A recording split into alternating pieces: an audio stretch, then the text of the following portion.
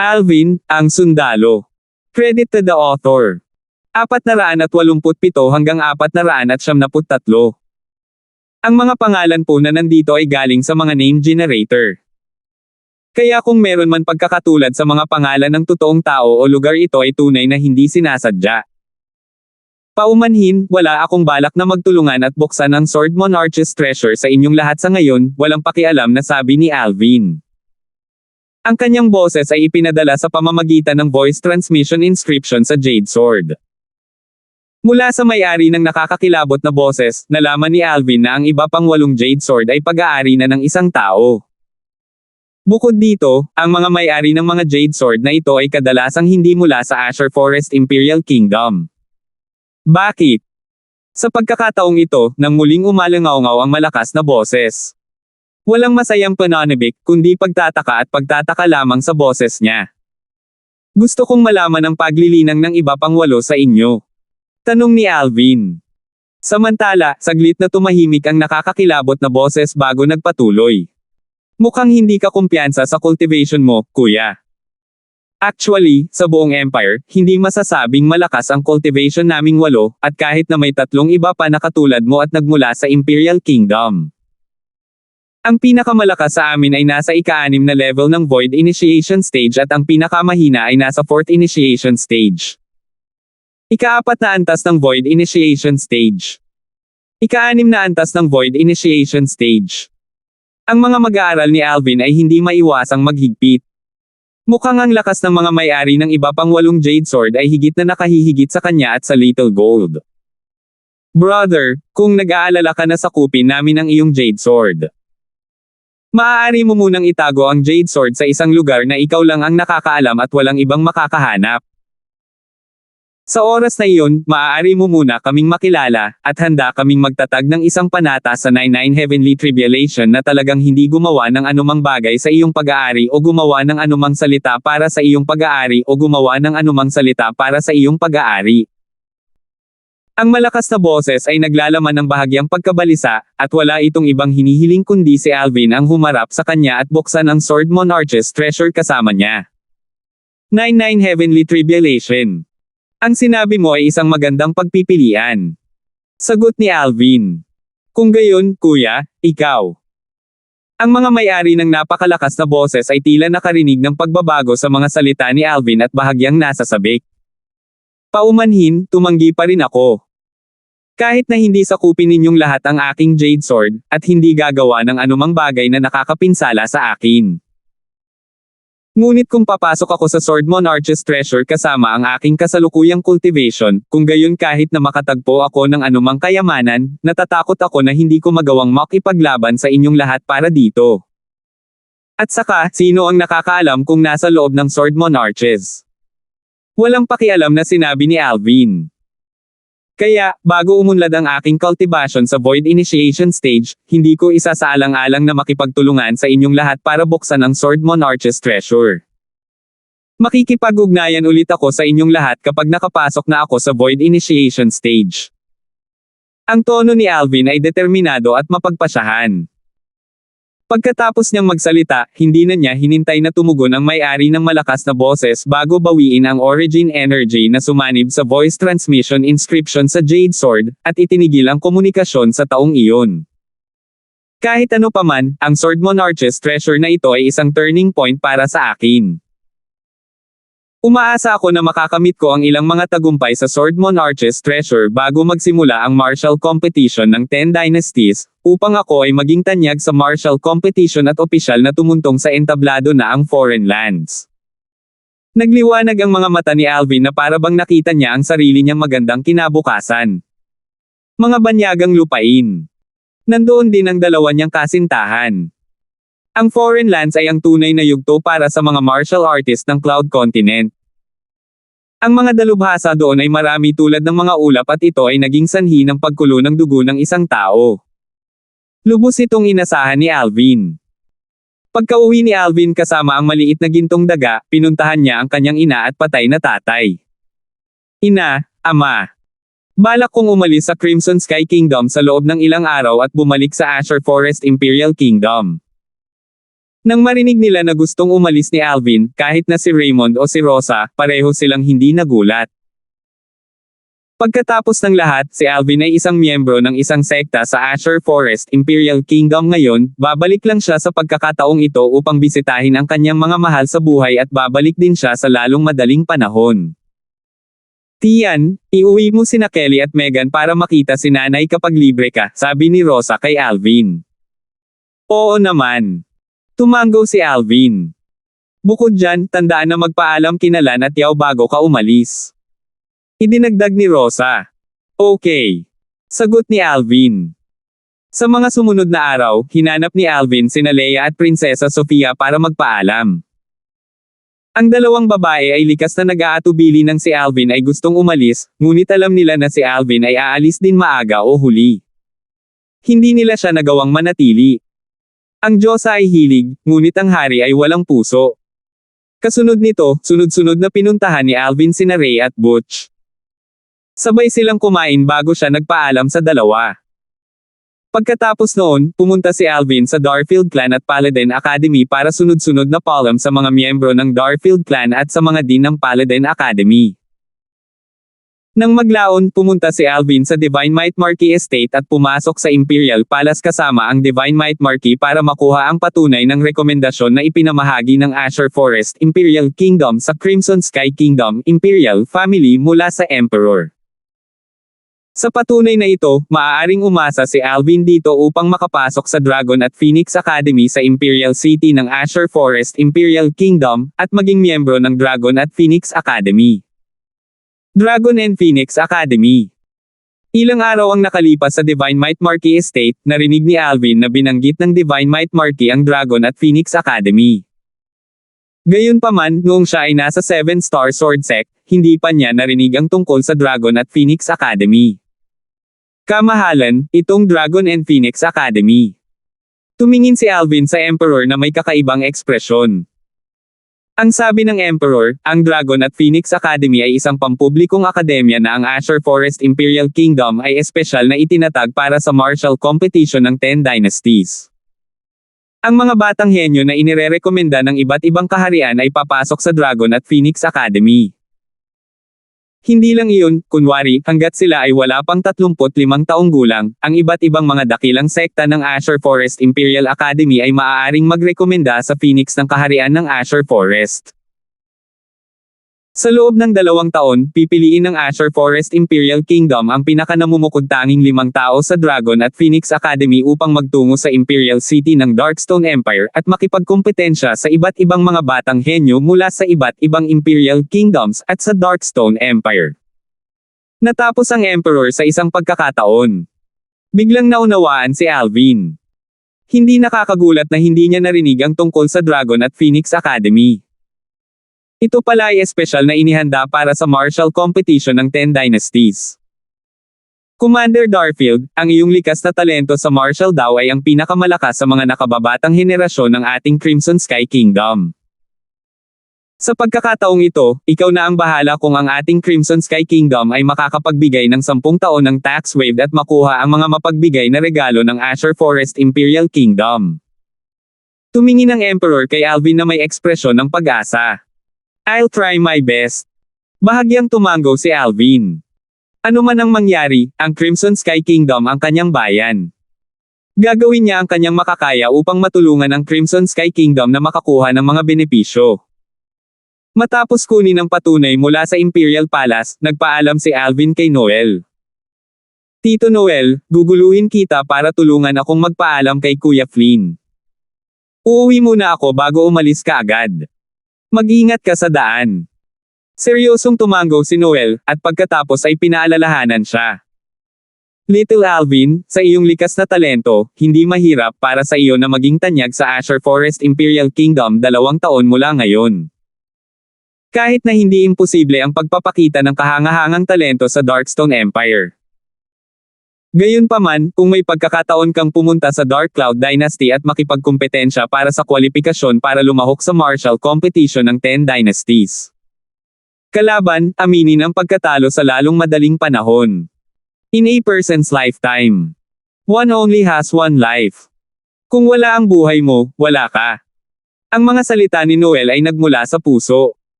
Uncle Noel, naiintindihan ko. Sumagot si Alvin at nakaramdam siya ng init sa kanyang puso. Kasunod nito, umuwi si Alvin at nagpaalam sa kanyang ina, deadbeat na ama, at sa kanyang manager na si Rina, bago umalis sa Imperial Kingdom ng Crimson Sky Kingdom. Whoosh! Umupo si Alvin sa likod ng maliit na gintong daga na nagpalaki sa sarili at pumailan lang sa kalangitan. Hehe, Kuya Alvin. Sinabi sa iyo ng Divine Might Marquis na iyon na kahit na dinala ka ng Nascent Soul Stage na mabangis na hayop para magmadali sa iyong paglalakbay, kailangan mong gumugol ng 7 o 8 buwan para makarating sa Azure Forest Imperial Kingdom. Nakatingin talaga siya sa langit mula sa isang balon. Kasama ko si Kuya Alvin na daladala ko si Kuya Alvin, bago tayo makarating sa Imperial City ng Imperial, kakailanganin ng 1 buwan bago tayo makarating sa Imperial Forest. Kaharian. Isang boses na parang mga batang babae ang narinig sa mga tainga ni Alvin, at ang boses ay naglalaman ng bahagyang pangungutya sa loob. Ito ay tiyak na pagpapadala ng boses ng Little Gold. Pinandilatan ni Alvin ang napakalaking gintong daga sa ilalim niya. Nagsasalita ka nang hindi inilalagay ang iyong sarili sa posisyon ng iba. Isa kang 3 antas na Void Prying Stage Demon Beast, maihahambing ba sa iyo ang isang Nascent Soul Stage na mabangis na hayop? Big Brother Alvin, direkta ba tayong pupunta sa Imperial City ng Azure Forest Imperial Kingdom o maglilibot muna tayo sa ibang lugar? Walang tigil na umiikot ang pares ng Jade Green na mata ng napakalaking gintong mouse. Natural tayong mag-iikot sa ibang mga lugar. Okay lang basta makarating tayo sa Dragon and Phoenix Academy sa Imperial City ng Azure Forest Imperial Kingdom sa loob ng 1 taon, sabi ni Alvin sa totoo lang. Agad na natuwa si Little Gold nang marinig niya si Alvin, at binagulan niya ang kanyang bilis. Nagpalipis sila ng 10 araw bago makarating sa Blackwing City. Squeak squeak! Ang maliit na gintong daga ay tila galit nang muli siyang dumating sa Blackwing City, at tumayo siya sa balikat ni Alvin habang inilalabas niya ang kanyang mga pangil at itinaas ang kanyang mga kuko. Haha! Little Gold? Hindi pa kita natatanong, paano ka napunta sa Maklan Auction House? Tumingin si Alvin sa maliit na gintong daga at nakangiting nagtanong. Naalala pa niya iyon noong umalis siya sa Crimson Sky Kingdom at dumating sa Blackwing City. Noong una niyang nakita ang maliit na gintong daga, ito ay sa mismong Maklan Auction House. Sa oras na iyon, ang maliit na gintong mouse ay isang item sa auction. Kahit na naalala niya ito ngayon, hindi napigilan ni Alvin na mapabuntong hininga. Isang half-step void stage old fellow ang nakahuli sa akin. Kuya Alvin, gusto kong mag-higanti. Ang pagpapadala ng boses ng maliit na gintong mouse ay pumasok sa mga tainga ni Alvin at naglalaman ito ng bahagyang galit sa loob. Ito ba ay mula sa Maklan? Tanong ni Alvin. Hindi. Ngunit malinaw kung natatandaan na taga Blackwing City din siya, sabi ng maliit na gintong daga sa pamamagitan ng voice transmission. Pagkatapos ay maaari mong dahan-daang maghanap para sa kanya mamaya. Maaari kaming manatili dito sa loob ng 2 araw. Sa ngayon, dapat oras na para makaganti ako ng maayos sa Maklan. Ang mga mata ni Alvin ay kumislap ng may matinding liwanag habang nagsasalita siya. Maklan. Noong araw na iyon, siya ay nagbid at kumuha ng maliit na gintong daga sa Maklan Auction House, ngunit ang Blackwing City Branch President ng Jade Magnolia Trading Company na si Gardo, ay nilayo na agawin ang maliit na gintong mouse mula sa kanya. Siyempre, kailangan ng 2 kamay para makagawa ng isang palakpak. Nang maglaon, tiyak na isang miyembro ng Maklan ang nakipagsabuatan kay Gardo upang ibunyag ang kanyang mga landas. Noong una, humingi siya ng kabayaran mula sa Maklan at natapos na ang usaping ito. Pero halatang hindi ganito ang iniisip ng Maklan. 488. Noong araw na iyon, nang humarap sa kanya ang ama ni Gardo, ang vice-presidente ng buong Jade Magnolia Trading Company, si Dante, alam niyang ang Maklan ng Blackwing City ang nagbenta sa kanya. Kung hindi dahil doon, imposibleng may makaalam na siya ang pumatay kay Gardo. Maklan. Dahil ayaw mong magkaroon ng napakaraming pera, tutulungan kitang maayos na gastusin ito. Isang masamang ngiti ang lumitaw sa mga sulok ng bibig ni Alvin. Naalala pa niya na nang hilingin niya sa Maklan na gumawa ng 10 milyong ginto, kaagad na ipinadala ito ng Maklan sa kanya noong gabing iyon mismo. Malamang, ang Maklan ay nag-operate sa Black Queen City sa loob ng maraming taon at nagtataglay ng napakaraming naipon na kayamanan. Sa gate ng Maklan Estate, 4 na Maklan disciples ang nakatayo sa magkabilang gilid na parang mga gate guardian. Walang pakialam na sinulyapan ni Alvin ang plaque sa tarangkahan ng Maklan Estate. Nang makita niya ang napakagandang nakaukit na mga salitang Maklan, dito, alam niyang hindi siya napunta sa maling lugar. Si Alvin ay humakbang pasulong at direktang naglakad patungo sa Maklan Estate. Sino ka? Tumigil ka. Kasabay ng pagdating ni Alvin sa tarangkahan, hinarang siya ng 4 na disipulo ng Maklan gaya ng inaasahan, at ang 4 na disipulo ng Maklan ay may mabangis na mga titig habang nakatitig sila kay Alvin. Walang pakialam na sumulyap si Alvin sa 4 na tao sa harapan niya pagkatapos ay dahan-daang ibinuka ang kanyang bibig. FK off. Isang malakas na sigaw na naglalaman ng makapal na origin energy na naghalo sa loob ang palm unit sa langit habang tumutusok ito sa tenga ng 4 na Maklan disciples. Kaagad, ang 4 na disipulo ng Maklan ay nakaramdam ng matinding sakit sa kanilang mga eardrum, at ang eardrums nilang dalawa na may medyo mas mababang cultivation ay direktang nabasag dahil sa pagkabigla, na naging sanhi ng pag-spray ng sariwang dugo habang sila ay naglalabas ng matinis na sigaw. Bagamat ang iba pang dalawa ay hindi nagkaroon ng ganoong labis na kahihinatnan, ang kanilang mga mukha ay namumutla pa rin. Nang makita nila ang binata na nakadamit ng violet na nagmamadaling humakbang pasulong, hindi na sila nang ahas na hadlangan pa ito at dali-dali silang tumabi. Sa sandaling ito, ramdam na ramdam nila ang galit na walang tigil na bumangon sa taong ito. Kung patuloy nilang hahadlangan siya, baka direktang atakihin sila ng binata na nakadamit ng violet. Ito ay isang bagay na hindi nila pinagdudahan kahit kaunti. Ang binatilyong ito na nakadamit ng violet ay hindi isang taong makakaharap nila. Ako ay lilibot sa kanya at aabisuhan ang Patriarch. Sinabi ng isa sa mga disipulo ng Maklan sa 3 pa bago pumasok sa Maklan Estate at tumungo sa kabilang panig. Pagkatapos pumasok ni Alvin sa Maklan Estate, pinahinto niya ang isang dumaang disipulong Maklan at walang pakialam na sinabi, "Dalhin mo ako sa audience hall ng Maklan mo."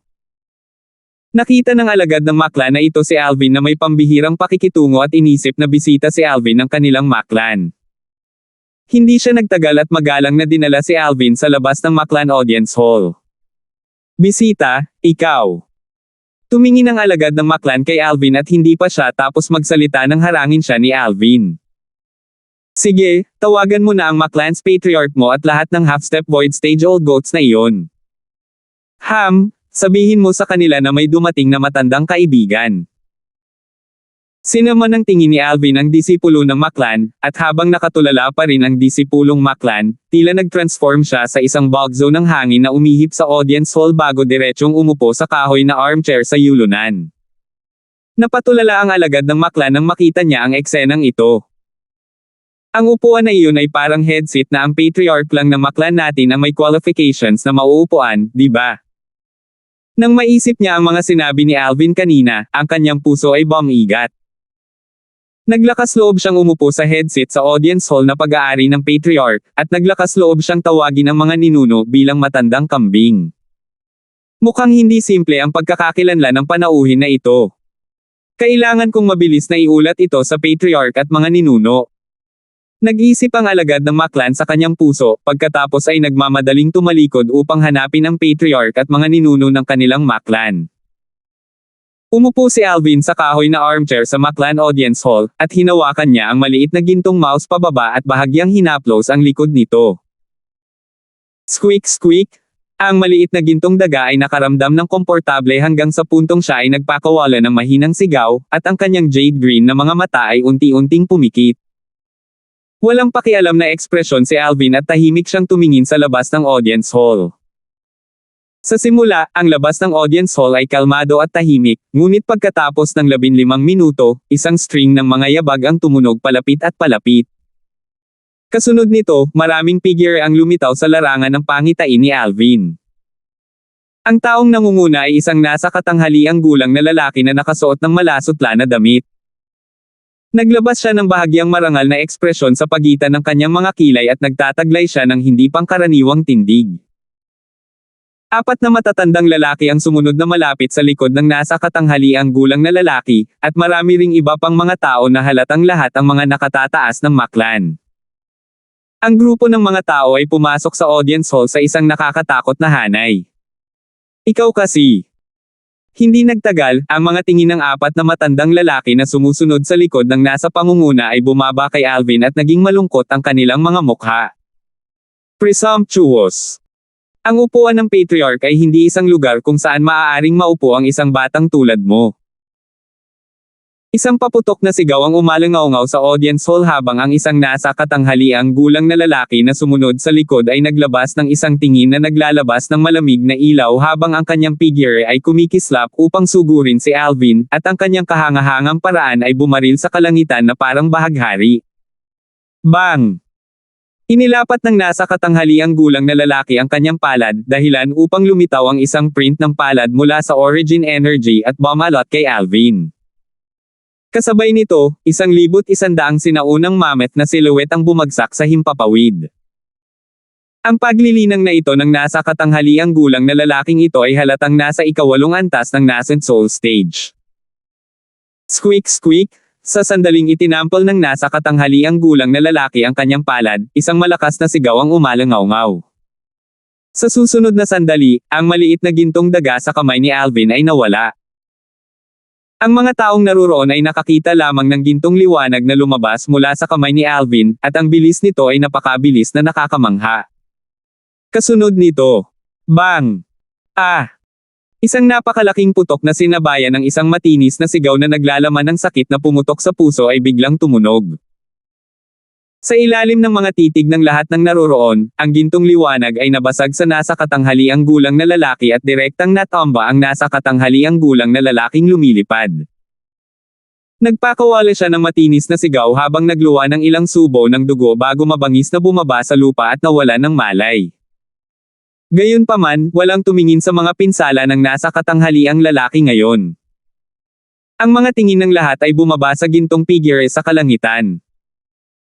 Ito ay isang maliit na gintong daga na nakatayo sa kalangitan habang tinitingnan niya ang nahimatay na nasa katanghaliang gulang na lalaki bago tumalikod at nag-transform sa isang gintong ilaw upang bumalik sa kamay ni Alvin.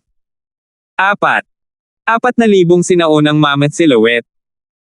Habang tinitingnan nila ang 4,000 sinaunang mammoth silhouette na unti-unting nagkalat sa kalangitan pagkatapos umalis ang maliit na gintong mouse, ang mga miyembro ng maklan na naruroon ay namutla lahat. Kasunod nito, ang kanilang mga tingin ay muling bumaba sa kamay ng binata na nakasuot ng violet na nakaupo sa yulunan. Ipinikit ng maliit na gintong daga ang kanyang mga mata sa kaginhawahan at nasiyahan sa paghaplos ng binata na nakadamit ng violet, at tila kamukha niya ang isang cute at hindi nakakapinsalang alagang daga. Gayunpaman, walang nang ahas na tingnan ang maliit na gintong daga na para bang nakatingin sila ngayon sa isang alagang hayop. Alam nila na ito ay isang demonyong hayop, isang ikatlong antas ng Void Prying stage na demonyong hayop. Lahat, long time no see. Ang tingin ni Alvin ay dahan-dahang bumaba sa 4 na matandang lalaki sa likod ng nasa katanghaliang gulang na lalaki sa pangunguna at siya ay ngumisi, na nagpapakita ng kanyang mapuputing ngipin. Gayunpaman, ang matingkad na ngiti ni Alvin ay naging sanhi ng pagdilim ng mukha ng 4 na matandang lalaki nang makita nila ito. Ikaw. Ito. Ang mga tingin ng 4 na matandang lalaki ay bumaba kay Alvin at naglalaman ng bahagyang pagdududa at hindi paniniwala. Eksakto, siya ang maliit na gintong mouse na inaalok ko sa MA Clan Auction House sa araw na iyon. Ngayon na nagsasalita ako tungkol dito, kailangan ko pa ring wastong pasasalamat sa maklan. Kung hindi, hindi tayo magkakaroon ng kapalaran na magkita. Hinaplos ni Alvin ang makinis na likod ng maliit na gintong daga habang dahan-dahan itong nagsasalita. Mula sa simula hanggang sa huli, siya ay may kalmadong ekspresyon na walang anumang nararamdaman. Nanginginig ang katawan ng 4 na matandang lalaki at ang mga sulok ng kanilang mga bibig ay nabaluktot sa mapait na ekspresyon. Ang maliit na gintong mouse na iyon mula sa araw na iyon ay talagang naging isang ikatlong antas ng Void Prying stage na demonyong hayop ngayon. Goldfur mouse pa rin ba ito? Ikaw. Ikaw ang taong iyon mula noong araw na iyon. Ang nasa katanghaliang gulang na lalaking nangunguna ay na-curious kanina tungkol sa kung paano masaktan ng kanilang maklan ang isang taong may demonyong halimaw sa kanyang tabi. Ngunit ngayon, nang marinig niya ang mga salita ng binata, seryoso niyang pinalaki ang binata saglit at sa wakas ay nakilala na niya ang binata. Bagaman ito ang unang pagkakataon na nakita niya ang binata, nakita niya ang larawan ng binata ng maraming beses, at nagkaroon siya ng malalim na impresyon sa binata. Hinding-hindi niya makakalimutan ang pangyayaring naganap sa Maklan Auction House ilang taon na ang nakararaan. Dahil sa pangyayaring iyon, hindi lamang namatay ang isang miyembro ng kanilang maklan, isang buong 10 milyong ginto ang na-extort mula sa kanila. Ito ang unang pagkakataon na nakatagpo ng ganoong kahihiyan ang kanilang maklan. Samantalang ang nagpasimula ng lahat ng ito ay ang binata na bumili ng sanggol na gold fur mouse sa Maklan Auction House. Sa madaling salita, ang taong nasa harapan niya ngayon. Ang ikatlong antas ng Void Prying Stage na demonyong hayop ay ang sanggol na gold fur mouse na na-auction sa aking Maklan Auction House noong araw na iyon. Ang puso ng nasa katanghaliang gulang na lalaki, ang patriarch ng Maklan, ay walang tigil na dumudugo.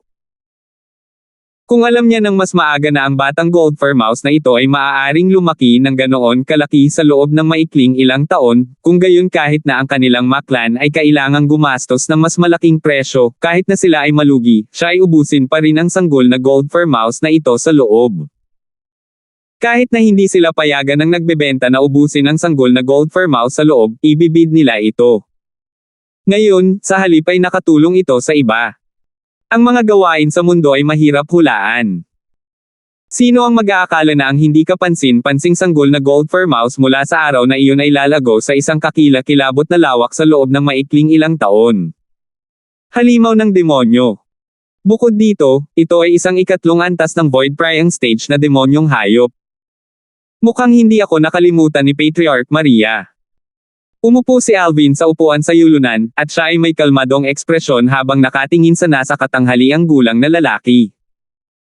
Bagamat ito ang unang pagkakataon na nakilala niya ang nasa katanghaliang gulang na lalaki, nakilala pa rin siya ni Alvin sa isang sulyap.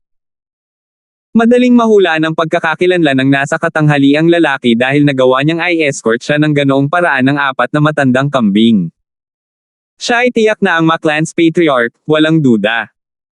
Patriarch Ma, kailangan ko pa talagang magpasalamat sa pagbibigay mo sa akin ng 10 milyong ginto sa lahat ng mga taon na iyon.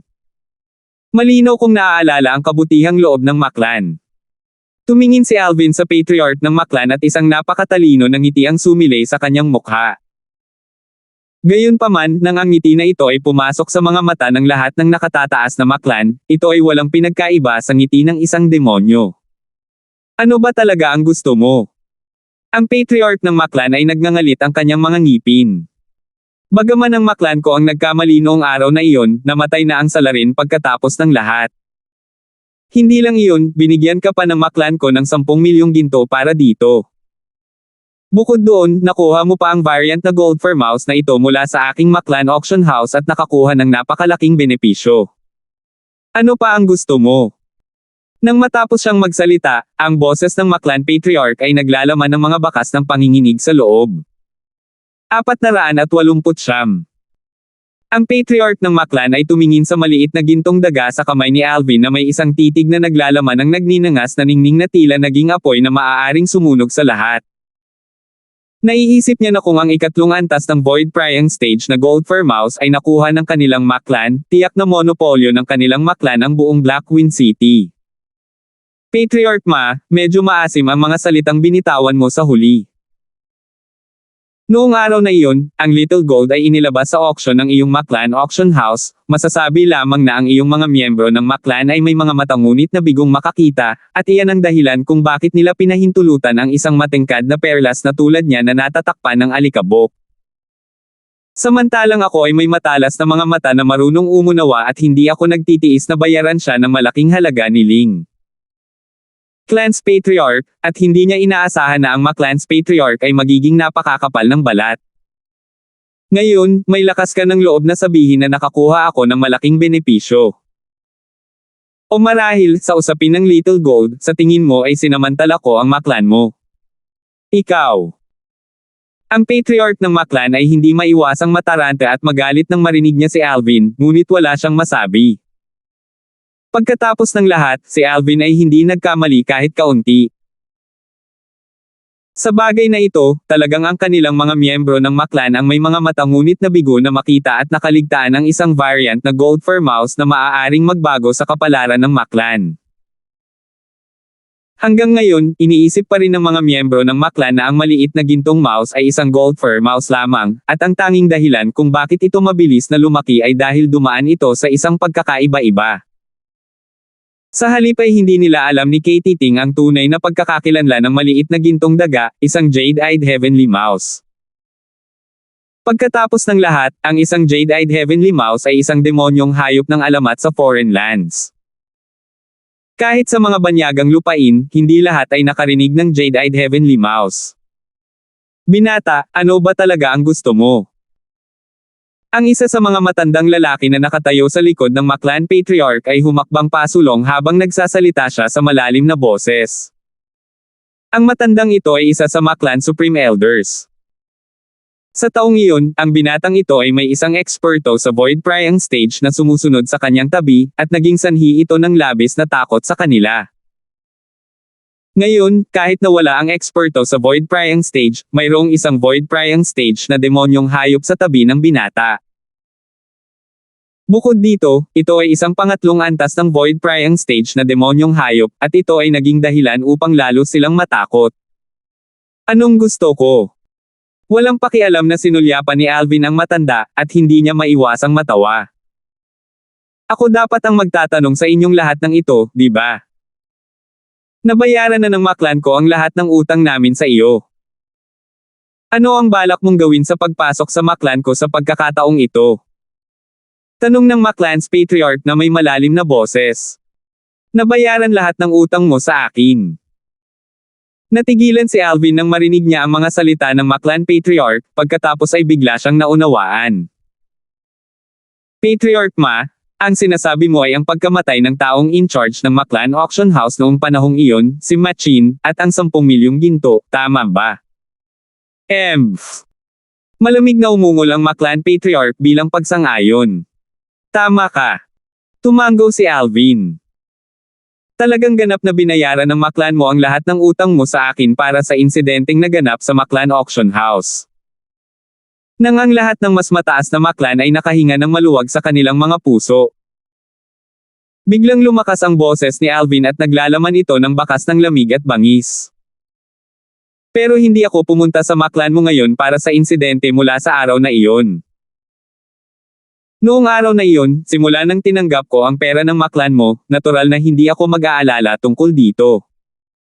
Pumunta ako sa Maklan mo dahil gusto kong bayaran mo ako sa utang mo sa akin mamaya.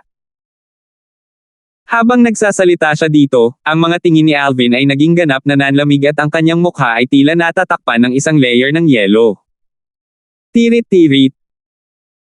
Tila napansin ng maliit na gintong daga ang galit ni Alvin at tumayo siya para ilabas ang kanyang mga pangil at itinaas ang kanyang mga kuko sa mga matataas na Maklan. Sa kanyang kamay, isang espiritong espada ang lumitaw mula sa manipis na hangin. Kasabay ng pagkislap ng origin energy sa espada sa kanyang mga kuko. Whoosh! 6,000 sinaunang mammoth silhouettes ay unti-unting namuo sa itaas ng maliit na gintong mouse. Ang eksenang ito ay naging sanhi ng biglaang tibok ng puso ng mga nakatataas na Maklan na nakonsensya na. Ang demonyong hayop ay may espiritong espada rin. Ang spirit sword na ito ay tinutulungan itong palakasin ang lakas nito sa pamamagitan ng lakas ng 2,000 sinaunang mammoth. Isa itong grade 5 spirit weapon. Ang mga nakatataas sa Maklan ay nanginginig sa takot. Ang ilan sa kanila na medyo mahina ang puso ay natakot hanggang sa diretsyong napaupo sa lupa na may nanginginig na katawan na umaagos sa malamig na pawis. Grade 5 Spirit Weapon. Anong uri ng paniwala iyon? Kahit na ito ay ang Azure Forest Imperial Kingdom, tila ang ilang mga dakilang kapangyarihan na nakatayo sa tuktok ay nagtataglay ng Grade 5 Spirit Weapons, tama ba? Ikaw. Sino ka ba talaga? Ang Maklan Patriarch ay tumingin kay Alvin na may nakakatakot na maputlang ekspresyon na puno ng takot. Ang isang taong kayang magbigay sa isang demonyong hayop ng grade 5 spirit weapon ay isang ordinaryong tao. Hindi mahalaga kung sino ako. Natural na alam ni Alvin kung ano ang iniisip ng Maclan Patriarch, at sinabi niyang walang pakialam. I presume that all of you have recalled what you owe me, right? Lahat kayo ay talagang may kakayahang. Ang bagay na iyon ay orihinal na natapos, ngunit lahat kayo ay hindi pa rin nakakalimutan at kahit na si Drew Gardo na si Dante, ay sa akin. Marahil, para sa inyong lahat, tiyak na mamamatay ako sa kamay ni Dante, at hinding-hindi ako makakaganti sa inyong lahat, di ba? Nang matapos magsalita si Alvin, isa-isa niyang nilampasan ang bawat mas mataas na Maclan. Sa tuwing bumababa ang kanyang tingin sa isang tao, magiging sanhi ito ng taong iyon na hindi mapigil ang Ma'am Atla. Ang apat na matandang lalaki sa likod ng Patriarch ng Maclan ay may mapait na ngiti at baka sa kanilang mga mukha ang kawalan ng kakayahan. Hindi nila akalain na nalaman na ng binatang ito ang bagay na ito. Noong una ay inakala nila na hanggat natagpuan ni Dante ang binatang ito, at kahit na alam ng binatang ito na sila ang naglalaro mula sa likuran, tiyak na imposibleng makaganti ang binata sa kanila. Kung tutuusin, hindi pa kakawalan ni Dante ang binata. O marahil, hinanap ni Dante ang binatang ito sa malaking sukat at hindi pa niya nakita ang binata bago ito napansin ng binata. Pero kahit anong mangyari, alam nilang malapit na silang tamaan ng kamalasan. Ikaw. Ano ba talaga ang gusto mo? Isang nakakatakot na maputlang kulay ang nagsimulang gumapang sa mukha ng Maclan Patriarch habang nagtanong ito sa malalim na boses. Anong gusto ko? Ngumiti si Alvin at tumingin ng malalim sa Patriarch ng Maclan. Depende yan sa sinseridad ng Maclan. Kung hindi sapat ang sinseridad. Nang magsalita siya rito, huminto si Alvin at sinulyapan ang maliit na gintong daga sa kanyang kamay. Munting ginto, kung hindi sapat ang perang ibinibigay nila para makabili ka ng karneng makakain, ano sa tingin mo ang dapat nating gawin? Ang maliit na gintong daga ay lumundag sa sandaling matapos magsalita si Alvin, tumayo siya sa kalangitan habang pinagpag ang grade 5 spirit sword sa kanyang kamay, kumukumpa sa lahat ng nakatataas na Maclan. Naging sanhi ito ng pagputi ng lahat ng mas mataas na Maclan. Makalipas ang kalahating oras, umalis si Alvin sa Maclan Estate kasama ang maliit na gintong daga, at lumitaw ang isang ngiti ng nasisiyahang ngiti sa kanyang mukha. Sa pagkakataong ito, nangikil siya ng buong 100 milyong ginto mula sa Maclan. Siyempre, lahat ng ito ay nasa mga bayarin. Ang lahat ng gintong perang papel na magagamit ng Maclan ay nakuha na ni Alvin. Munting ginto, gagantimpalaan kita ng maayos ngayon. Dinala ni Alvin ang maliit na gintong daga sa isang restaurant at espesyal na nag-order ng mesang puno ng inihaw na karne para sa maliit na gintong mouse. Ang inihaw na karne ay may iba't ibang uri at ito ay lubhang mabango. Ang maliit na gintong daga ay kumain hanggang sa puntong ang kanyang tiyan ay ganap na bilog, at siya ay nakahiga sa mesa habang siya ay walang katapusan na dumighay. Sa sandaling ito, ang maliit na gintong mouse ay ganap na bilog at napaka-cute. Umiling si Alvin at nagpatuloy sa pagkain ng mag-isa. Pagkatapos kumain ni Alvin, unti-unting sumapit ang gabi at dinala ni Alvin ang maliit na gintong daga upang maghanap ng matutuluyan. Squeak squeak! Ang munting gintong daga ay sumigaw kay Alvin. Ano? Little Gold, balak mong hanapin ang taong bumihag sa iyo noon. Napangiti si Alvin habang sinabi niya, sige, bumalik ka ng maaga.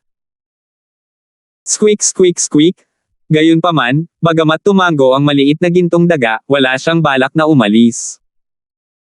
Sa sandaling ito, ang voice transmission ng maliit na gintong mouse ay pumasok sa mga tainga ni Alvin.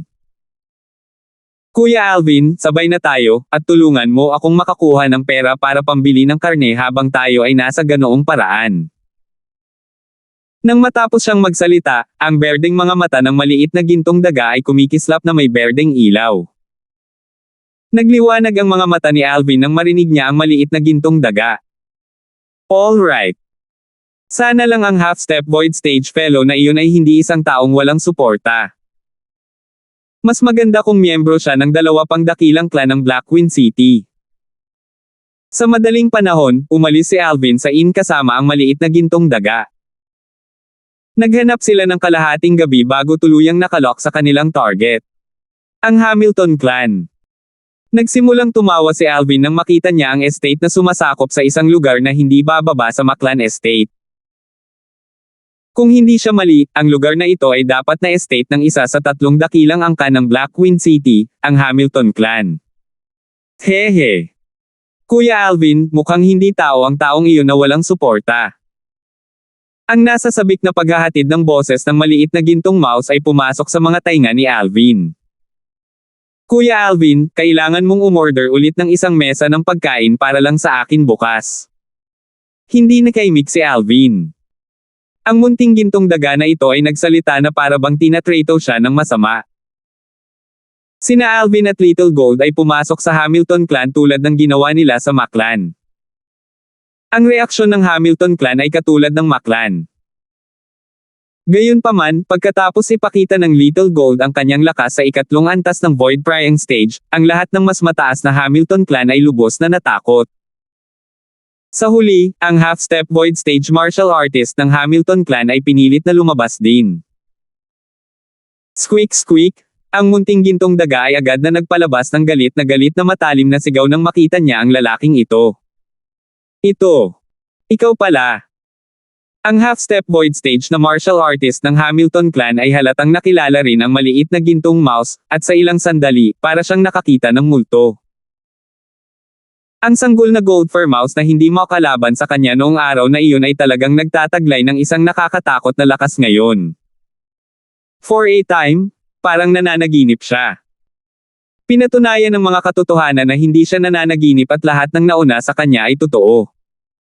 Nakita na rin ninyong lahat, itong munting kasama ko ay hindi masaya. Noong araw na iyon, itong Supreme Elder ng Hamilton clan ninyo ang nagdulot sa kanya ng paghihirap. Tumingin si Alvin sa lahat ng mga nakatataas sa Hamilton clan at ngumisi habang nagsasalita. Tirit-tirit. Tila nakikipagtulungan kay Alvin, ang maliit na gintong daga ay nagpalabas ng galit na matalas na sigaw. Ang kanyang pagiyak ay naglalaman ng origin energy at tumusok sa mga tainga ng mga nakatataas na Hamilton clan na naruroon hanggang sa punto na ang ilan sa mga medyo mahihinang tao ay namumutla at nanginginig ang kanilang mga katawan. Kung ganoon ano ang gusto mo? Huminga ng malalim ang patriarch ng Hamilton clan at nagtanong. Si Patriarch Hamilton ay isang prangka na tao gaya ng inaasahan.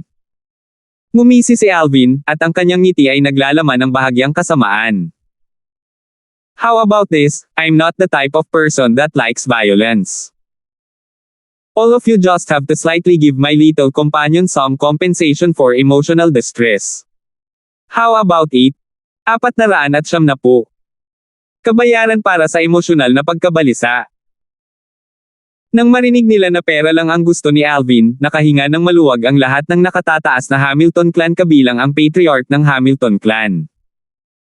Bilang isa sa 3 dakilang angkan na pantay na kilala bilang Maclan, natural na hindi maliit ang yaman ng Hamilton clan. Gayunpaman, ang kanilang mga ekspresyon ay mabilis na naging madilim muli. Dahil humingi si Alvin ng ilang 10 milyong ginto sa sandaling ibukan niya ang kanyang bibig. Hindi ba ito masyadong marami? Ang patriarch ng Hamilton clan ay nag-aalangan na tumingin kay Alvin. Samantalang ang Supreme Elder na nakakuha ng maliit na gintong daga at naglagay sa kanya para sa auction sa Maclan Auction House ay may ekspresyon na mapula. Kung tutuusin, kahit ang perang nakuha niya sa pag-auction ng munting gintong daga noong araw na iyon ay ilang milyong ginto lang. Gusto ng binatang ito ng mahigit 10 beses ang perang nakuha niya sa pagbebenta ng maliit na gintong daga noong araw na iyon. Simpleng demanding ng sobra ang binata. Sobra. Walang pakialam na ngumiti si Alvin. Patriarch Hamilton, naniniwala ako na ang Hamilton clan mo ay nakakagawa pa rin ng kaunting pera na ito. Tama, ang patriarch ng Maclan ay mas prangka kaysa sa iyo, hindi siya umimik bago ako binigyan ng 100 milyong ginto. Maclan, 100 milyong ginto. Sa sandaling sinabi ito ni Alvin, ang grupo ng mga nakatataas sa Maclan ay natulala. Patriarch Hamilton, bibigyan kita ng oras ng 3 paghinga upang isaalang-alang ito. Kung ayaw mo, kung ang munting kasama kong ito ay gumawa ng anumang padalos-dalos na bagay, kung gayon ito ay isang bagay na hindi malulutas ng pera. Ang mukha ni Alvin ay nagpakita ng isang ngiti na parang demonyo. Squeak squeak, kung saan ang maliit na gintong daga na nakatayo sa kanyang balikat ay inalog ang grade 5 spirit sword sa kanyang kamay sa isang napapanahong paraan. Para bang sinasabi niya sa Hamilton Clan's Patriarch, kung hindi mo ako bibigyan ng pera, papatayin ko kayong lahat. Ang mga sulok ng bibig ng Hamilton Clan's Patriarch ay kumaibot, at maaari lamang siyang magkompromiso sa huli. Hindi niya pinagdudahan ang mga salita ni Alvin kahit kaunti. Kung maantala siya sa oras ng 3 paghinga, ang ikatlong antas ng Void Prying Stage na demonyong hayop na ito ay tiyak na aatake sa kanila. Direkta si Patriarch Hamilton gaya ng inaasahan. Pagkatapos niyang matanggap ang pera, sumili ang napakatingkad ng ngiti sa mukha ni Alvin, pagkatapos ay sinulyapan niya ang Supreme Elder ng Hamilton Clan. Elder, kapag nahuli mo ang isang mabangis na hayop sa susunod, kailangan mong idilat ang iyong mga mata at tumingin ng malinaw. Kung hindi, ikaw lang ay malamang na sapat na para mabangkarote ang Hamilton Clan. Ang mga salitang sinabi ni Alvin bago umalis ay naging sanhi ng pamumula ng Supreme Elder ng Hamilton Clan. Napabuntong hininga na lamang siya matapos mawala ang anyo ni Alvin sa kanyang mga mata, at nagalit siya hanggang sa lumuwa siya ng isang subo ng dugo. Bumagsak ang dugo sa lupa at tila naging isang nakasisilaw na pulang rosas na namumukadkad sa lupa. Nang lumabas si Alvin sa Hamilton Clan Estate, labis siyang natuwa. Ngayon, ang pagdaragdag sa pera na ibinigay sa akin ng Hamilton Clan. Ang pera na hawak ko ay umabot na sa 200 milyon. Squeak squeak. Ang maliit na gintong daga ay sumigaw ng 2 beses at sinabi sa pamamagitan ng voice transmission, Kuya Alvin, huwag kalimutan ang aking karne. Huwag mag-alala, basta kakain tayo sa isang restaurant sa hinaharap, mag-uutos ako ng isang mesa na puno ng karne para lamang sa iyo. Kumusta naman ito? Si Alvin ay may magandang kalooban, at nangako siya sa maliit na gintong daga. Hehe. Si Kuya Alvin ang pinakamagaling. Ang pagpapadala ng boses ng maliit na gintong mouse ay puno ng pananabik. Ngayon ay malalim na ang gabi, si Alvin at ang maliit na gintong daga ay handa nang bumalik sa inn pagkatapos umalis sa Hamilton Clan Estate. Sa buong daan, walang masyadong tao na makikita. Biglang, 2 figure ang mabilis na dumaan kay Alvin. Ito ay orihinal na wala, ngunit ang pag-uusap ng dalawa sa mahinang boses ay sa halip ay nakakuha ng atensyon ni Alvin. Pang-apat na kapatid, sino ang babaeng iyon na tinatawag na Zoe? Si Boss Wu ay talagang lumalabas upang kunin siya pabalik. Siya. Mahinahon. Huwag mong itanong kung ano ang hindi mo dapat itanong. Isang eksperto na may nakakatakot na lakas ang sumusunod sa tabi ng babaeng iyon, at kung hindi dahil sa malaking halaga ng pera na ibinigay ni President Han, hindi sasamantalahin ni Boss Wu ang pagiging closed-door cultivation ng ekspertong iyon at makipagsapalaran para mahuli ang babaeng iyon. Kung tutusin, kapag ang bagay na ito ay mapansin ng ekspertong iyon, tiyak na mamamatay na tayo. Bagamat mahina ang boses ng dalawa, malinaw pa rin itong narinig ni Alvin. Zoe. Sumimangot si Alvin. Naalala niya na ang asawa ni Kuya Zhang na nakilala niya sa Ancient City of Everlast ay tinatawag na Zoe. Isang dalubhasa na may nakakatakot na lakas ang sumusunod sa kanya. Hindi nila pag-uusapan si Kuya Zhang, di ba? Napabuntong hininga si Alvin. Si Kuya Zhang ay si Sandro na nakilala ni Alvin sa Eternal Jade Restaurant sa Ancient City of Everlast. Nang maglaon, umalis sina Sandro at Zoe matapos ipadala sina Alvin at Megan pabalik sa 7-star sword sect. Susundan ko at titingnan ko. Bagamat hindi siya sigurado, sinundan pa rin sila ni Alvin. Sa huli, sa pangunguna ng 2 tao, lumukso si Alvin sa isang marangyang estate. Ang ari-arian na ito ay isang pribadong ari-arian, at ang taong nakatira sa loob ay mayaman o marangal. Presidente Han. Nagtago si Alvin sa labas ng bulwagan at narinig nilang magalang na binati ng dalawa ang isang nasa gitna ng bulwagan na may suot na berdadong damit. Kayong dalawa. Halatang hindi kilala ng middle-aged na lalaking nakaberda ang 2 taong ito. President Han, kung sino tayo ay hindi mahalaga. Ang mahalaga ay natapos na ang bagay na ipinagkatiwala mo kay Boss Wo, sabi ng isa sa 2 lalaki na may bahagyang ngiti. Kuya, anong ibig mong sabihin dito? Bagamat ang nasa katanghaliang gulang na lalaki na may berde na damit ay napanatili ang kanyang kalmado, ang espiritual na lakas na si Alvin na nakaunat ay napansin na ang paghinga ng nasa katanghaliang gulang na lalaking ito ay halatang naging mabilis. Talagang maingat ang taong ito. Napaisip si Alvin sa kanyang sarili. President Han. May isang babaeng tinatawag na Zoe na bisita sa estate ni Boss Wu. Ang isa pa sa 2 lalaki ay prangka na nagsalita. Talaga. Sa pagkakataong ito, ang nasa katanghaliang gulang na lalaki ay tuluyang nawalan ng pag-iingat, at nagpahayag siya ng matinding kagalakan. Nahuli talaga ni Boss Wu ang BH na yan. Oo. Ang eksperto sa panig ng babaeng iyon ay nagkataong nasa closed-door cultivation at gumawa si Boss Wu ng isang tukana upang linlangan siya na lumabas sa kanyang tahanan, at pagkatapos ay hinuli niya siya. President Han, hiniling sa amin ni Boss Wu na tawagan ka para maiwasan ang gulo na dulot ng anumang pagkaantala. Kailangan mong gawin ito ng malinis bago mapansin ng ekspertong iyon, sabi ng isa sa 2 lalaki. Haha. Good. Susundan ko kayong 2 ngayon. Tumawa ng malakas ang nasa katanghaliang gulang na lalaki na tinawag na Pangulong Han nang umalis siya sa bulwagan kasama ang 2 tao, pagkatapos ay umalis sa kanyang pribadong ari-arian. Hindi naman dapat hipag, di ba? Sumimangot si Alvin. Sa lohikal na pagsasalita, hindi dapat umabot si Zoe sa lawak na magkaroon ng away sa mga tao ng Black Queen City. Alam niya ang karakter ni Zoe. Marahil, ito ay isang taong may parehong pangalan, at nagkataon, itong si Zoe ay may ekspertong sumusunod din sa kanyang tabi. Gayunpaman, para sa kaligtasan, sinundan pa rin sila ni Alvin. Kung itong si Zoe ay talagang asawa ni Kuya Zhang, ang kanyang hipag, kung hahayaan niya itong mad-ulash dahil dito, talagang huli na para magsisi. Sinundan ni Alvin ang 3 tao at mabilis na nakarating sa isang hindi kapansin-pansing estate sa kabilang dulo ng Black Queen City. Ang ari-arian na ito ay napakalayo. Kung hindi dahil sa 3 taong nangunguna sa daan, maaaring hindi mahanap ni Alvin ang lugar na ito. Sa ilang sandali, napansin ni Alvin na ang nasa katanghaliang gulang na lalaki na may berda na damit ay sumunod sa 2 pang tao upang maglakad papunta sa likurang patio ng estate. May isang independenteng silid sa likurang patio, at isang asong binabantayan sa labas nito. Woof woof, tumahol ang aso nang makita ang middle-aged na lalaki na may berda na damit. Moneybags, stop barking, he's one of us.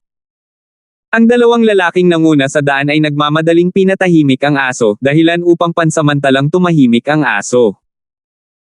President Han, nasa loob si Boss Wu, mangyaring pumasok. Ay nalalayan nilang 2 ang middle-aged na lalaki papasok sa kwarto bago isinara ang pinto sa likod nila. Sumunod si Alvin sa likurang patio. Sa sandaling nakita niya ang aso na tumingin at bamuka ang bibig nito na nagnanais na tumahol, ang kanyang espiritual na lakas ay nawala at ginamit niya ang kanyang kakayahan sa kaluluwa, 1000 illusions, upang bumuo ng isang lugar ng ilusyon na naging sanhi ng pagkakatulog ng aso. Sampal. Biglang umalangaw-ngaw ang malinaw na sampalan mula sa silid. Kasunod nito, ang tinig ng Pangulong Han na iyon. Zoe, ang isang BH na tulad mo ay nahulog sa ganoong estado. Manggahas kang maging kampante, nang ahas kang sakupin ang aking negosyo. Ngayon, tingnan ko kung paano ka ililigtas ng taong nasa tabi mo. Sampal. Sampal. Sampal. Sampal. Sampal. Walang tigil na umalangaw-ngaw ang malinaw na mga tunog ng sampal. Jian, kasuklam-suklam ka. Hindi ikaw ang kapareha ko sa negosyo kaya talagang gumagamit ka ng mga maling paraan para harapin ako. To think na ikaw ang presidente ng sangay ng Center Valley Trading Company, talagang nawalan ka na ng mukha ng Center Valley Trading Company. Isang tinig na malambing at kaaya-aya sa pandinig ang tumunog sa isang napapanahong paraan, at ang mga emosyon ng boses ay hindi mahahalata mula rito. Paano kung gamitin ko ang mga pamamaraang ito? Ano ang magagawa ko kung ako, si Jien, ay magkaroon ng maraming kaibigan? Itong Kuya Wooji ay isang mabuting kaibigan ko. Paano kung ang taong nasa tabi mo ay malakas? Hindi ba't nahulog ka sa kamay ni Kuya Wooji sa huli? Malamig na umungol si Jien at nagsalita sa mayabang na tono. Papatayin kita ngayon. Ang isang BH na tulad mo ay hindi karapat-dapat na kalabanan ako. Hipag. Nang marinig ni Alvin ang boses ng babae, naramdaman niyang medyo pamilyar ito, at pagkaraan ng ilang sandali, sa wakas ay naalala niya ito. Ang boses na iyon ay tiyak na boses ni Zoe, ang asawa ng kanyang kuya Sandro. Itago mo ang kamay mo. Si Alvin ay hindi nang ahas na mag-alinlangan at sumigaw ng paputok habang siya ay kumatok sa pinto na parang bola ng kanyen at pumasok sa silid. Isa itong independent torture room. Sa gitna ng silid ng pagpapahirap ay isang tulos, at isang babae ang nakatali dito. Kahit na ang mukha ng babae ay nasa isang malungkot na estado, hindi pa rin niya ibinaba ang kanyang ulo mula sa simula hanggang sa huli, at ang hindi maawat na ekspresyon sa kanyang mukha ay nagpahiya pa sa mga lalaki sa kanilang kababaan. Ito ay tiyak na si Zoe. Ang asawa ni Sandro. Hipag. Malungkot ang mukha ni Alvin nang makita niya ang maraming pasa sa mukha ng babae at malamig siyang sumigaw. Munting ginto. Kaagad, ang little gold na nasa balikat ni Alvin ay nag-transform sa isang gintong liwanag na pumutok at kumagat sa string na nakatali kay Zoe, na nagpapahintulot kay Zoe na mabawi ang kanyang kalayaan. Kuya Alvin. Noong una ay inakala ni Zoe na isang malaking kapahamakan ang sumapit sa kanya, ngunit biglang, isang tao ang hindi inaasahang lumitaw upang iligtas siya, at ang taong nagligtas sa kanya ay kakilala niya. Anak, sino ka? Hindi mo ba nalaman kung sino ako, Blood Leopard, Wooji? Sa loob ng teritoryo ng Black Queen City, kahit ang 3 dakilang angkan ay hindi nang ahas na saktan ako ng basta-basta. Dahil pumunta ka rito ngayon, kung gayon, huwag kang umalis. Isang matapang na nasa katanghaliang gulang na lalaki na nakahubad ang kalahati ng kanyang braso at may tato na Blood Leopard, ay may intensyong pagpatay sa kanyang mukha habang kinakausap niya si Alvin. Si Jian, na nakasuot ng berdadong damit, ay tumingin kay Alvin na may mapanoksong ekspresyon. Ganun ba? Ngumisi si Alvin. Isang half-step void stage na martial artist ang nangahas magyabang sa harap niya. Blood Leopard. Gagawin kitang patay na leopardo ngayon. Sa sandaling ito, isang namamaos na boses na puno ng marahas na init ng ulo ay agad na pumasok sa silid mula sa labas, at napuno nito ang buong silid. Ang boses ay naglalaman ng matinding galit na naghalo sa loob. 491. Halos sa sandaling pumasok ang boses sa silid, naramdaman ni Alvin ang isang alon ng panginginig na nagmula sa lupa, isang panginginig na yumanig sa mas mataas at mas mataas na frequency, at ito ay parang isang lindol. Napakalakas ng Earth concept. Sa sandaling nagsikip ang mga mag-aaral ni Alvin at nagpakita siya ng pagtataka, isang matangkad na figure ang lumitaw sa kanyang harapan. Ito ay isang binata na may kulay abong damit na may sobrang madilim na ekspresyon, ang kanyang mga mata ay kumikislap na may nakakatakot na malamig na mga ilaw, at sa ibabaw ng kanyang katawan, tila may mga hibla ng earth and yellow na kumikinang na kumikislap sa paligid habang sila ay naglalabas ng isang kakaibang aura. Kuya Yong. Inihayag ni Zoe ang isang maliit na ekspresyon ng paghingi ng tawad nang makita niyang lumitaw ang binata na kulay abong nakadamit. Siya ay pabaya at naging sanhi ng pag-aalala ng kanyang asawa. Kuya Zhang. Ang taong nagpakita kay Alvin ay si Sandro na nakilala niya noong araw na iyon sa sinaunang lungsod ng Everlast, ang binatang may pambihirang lakas. Siya ay lampas lamang ng kaunti sa 30, ngunit ang kanyang paglilinang ay nakarating na sa 2nd antas ng Void Initiation Stage, at naintindihan pa niya ang 3rd antas ng Earth Concept. Bukod dito, mayroon siyang Wineguard na isang Grade 5 spirit weapon na hawak niya. Ikaw. Paano mo nalaman ang lugar na ito? Hindi. Imposible. Si Wooji ay tila nakakita ng multo nang makita niya si Sandro, at ang kanyang mukha ay mapatlas sa sukdulan. Sa ganang kanya, si Sandro ay isang buhay sa Void Prying stage o mas mataas at hindi siya isang taong makakalaban niya. Sa pagkakataong ito, nang-ahas siyang hulihin si Zoe dahil sigurado siyang nasa closed-door cultivation si Sandro, at tiwala siyang itago si Zoe bago ma-alarma si Sandro. Ngunit ngayon, tila hindi natuloy ang lahat ayon sa plano sa kanyang puso. Saan nga ba nangyari ang pagkakamali? Hindi niya maintindihan kahit paano niya sirain ang utak niya. Ito. Ikaw kasi. Nanginig ang katawan ni Gian nang makita si Sandro. Ang kanyang mga mata ay puno ng matinding takot na para bang si Sandro ang hukom na kumokontrol sa buhay at kamatayan at maaaring magpasya sa kanyang buhay o kamatayan sa anumang oras at lugar. Gian. Lumubog ang mukha ni Sandro at tila natabunan ng isang layer ng yelo. Binalaan kita sa huling oras na gumamit ng mga paraan ng negosyo upang malutas ang mga bagay sa pagitan ng mga kumpanya ng pangangalakal. Mukhang hindi mo na-absorb ang lesson. Kung alam kong napakatapang mo, hindi na sana ako nakinig sa asawa ko noong isang beses at iniligtas ka. Dapat pinatay na kita noong araw na iyon. Hindi. Huwag mo akong patayin. Huwag mo akong patayin. Si Gian ay natakot hanggang sa puntong siya ay nanginginig, at pagkatapos ay bumagsak sa sahig at nasa sobrang awa. Sa di nagtagal, ang mabahong amoy ng ihi ay pumailan lang sa langit. Si Gian ang natakot hanggang sa naiihi niya ang sarili, at umihi sa buong lupa. Dahil sa eksenang ito, hindi makapagsalita si Alvin. Ang Gian na ito ay isang branch president ng isang trading company kung tutuusin, ngunit siya ay talagang walang silbi. Squeak squeak!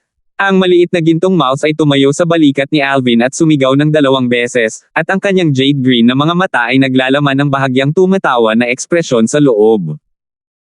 Parang tinatawanan niya si Gian. Ayokong madumihan ang aking mga kamay sa pamamagitan ng pagpatay sa iyo. Sumulyap si Sandro kay Gian nang may pagkasuklam, pagkatapos ay itinaas niya ang kanyang kanang paa at dahan-dahan itong tinapakan pababa. Bang! Ang Origin Energy ay tumaas nang bumaba ang binti ni Sandro, at ang Earth and Yellow Energy na nasa ibabaw nito ay lumundag na sumanib sa lupa. Sa susunod na sandali, Gotcha! Gotcha! Gotcha! Sunod-sunod na tunog ng pagkabasag ng buto sa tainga. Ang mga tunog ay sinabayan ng sunod-sunod na sigaw ng sakit ni Gian, matinis na pag-iyak sa sobrang sakit. Nagpatuloy ang matinis na pag-iyak ni Gian sa buong 15 minuto bago tumigil. Samantalang ang katawan ni Gian na walang tigil na nag-vibrate ay sa wakas ay tumigil sa paggalaw at bumagsak sa lupa upang maging isang pool ng putik. Nanliit ang mga mag-aaral ni Alvin nang makita niya ito. Nakamit nito ang parehong mga resulta tulad ng aking Quake Energy ngunit sa pamamagitan ng iba't ibang pamamaraan. Gayunpaman, ginamit ni Kuya Zhang ang kanyang Origin Energy kasama ng kanyang Earth Concept upang basagin ang lahat ng buto sa katawan ni Gian ng sabay-sabay. Ang Earth Concept ni Kuya Zhang. Sa di nagtagal, tumingin si Alvin sa kalangitan sa itaas ng Sandro. Mayroong 11 sinaunang may sungay na mga silhwete ng dragon na hindi malinaw na kapansin-pansin doon, at ang napakalaking mga silhouette ay pilit na pinagdikit ng makitid na maliit na silid. Ang lakas ng 11 ancient horned dragons. Si Alvin ay namangha. Nang maingat niyang siniyasat ito, napansin niya na sa gitna ng 11 sinaunang may sungay na mga silhouette ng dragon, may distansya sa pagitan ng 6 sa kanila at 5 pa sa kanila, sila ay hiwalay. Ika-4 na antas ng Void Initiation Stage. Ika-5 antas ng Earth Concept.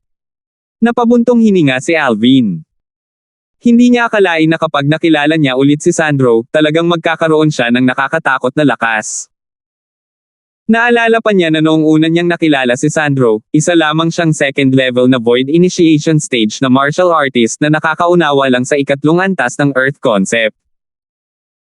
Ngunit kahit noon pa man, nabigla pa rin siya sa likas na talento ni Sandro sa martial daw at kakayahang umunawa. Pagkatapos ng lahat, si Sandro ay lampas lamang ng kaunti sa 30. Ngayon, ang lakas na ipinakita ni Sandro nang pawiin si Gian sa galit ay muling nabigla kay Alvin. Si Gian ay pinahirapan ng buong 15 minuto ng mabigat na origin energy ni Sandro kasama ang kanyang ikalimang antas ng Earth concept bago mamatay, at namatay siya ng malubha. Initiation. Void Initiation Stage. Ang kalapit na Woogie at ang dalawang tao na nagdala kay Gian ay sa wakas ay nakabawi mula sa kanilang pagkabigla, at ang kanilang mga katawan ay nagsimulang manginig ng husto habang tinitingnan nila ang 11 sinaunang may sungay na mga silhouette ng dragon sa kalangitan. Sinaunang may sungay na mga silhouette ng dragon. Narinig lamang nila ito, ngunit hindi nila ito nakita. Kung ito ay sa isang ordinaryong oras, marahil ay pakiramdam nila na ang kanilang mga abot tanaw ay lumawak kapag nakakita ng isang sinaunang may sungay na dragon silhouette gamit ang kanilang sariling dalawang mata. Ngunit sa sandaling ito, wala silang iniisip na ganito. Nang makita nilang lumingon si Sandro, ang dalawang tao sa gilid ni Woogie ay natamba at lumuhad sa sahig, at labis silang natakot habang sinasabi nila sa nanginginig na boses, "Panginoon, iligtas mo ang aking buhay. Wala itong kinalaman sa akin, walang kinalaman sa akin." Sa kasalukuyan, hindi man lang sila nang ahas na magkaroon ng ideyang tumakas. Anong biro?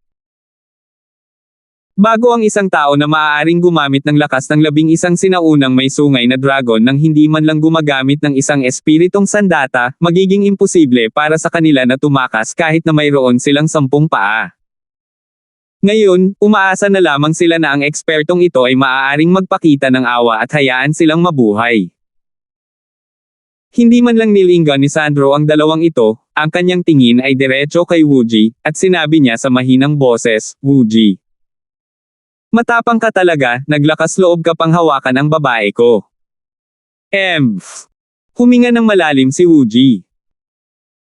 Marahil alam niya na nahaharap siya sa napipintong panganib at imposibleng makuha niya ang kapatawaran ni Sandro, kaya tuluyan na siyang bumitaw at walang takot.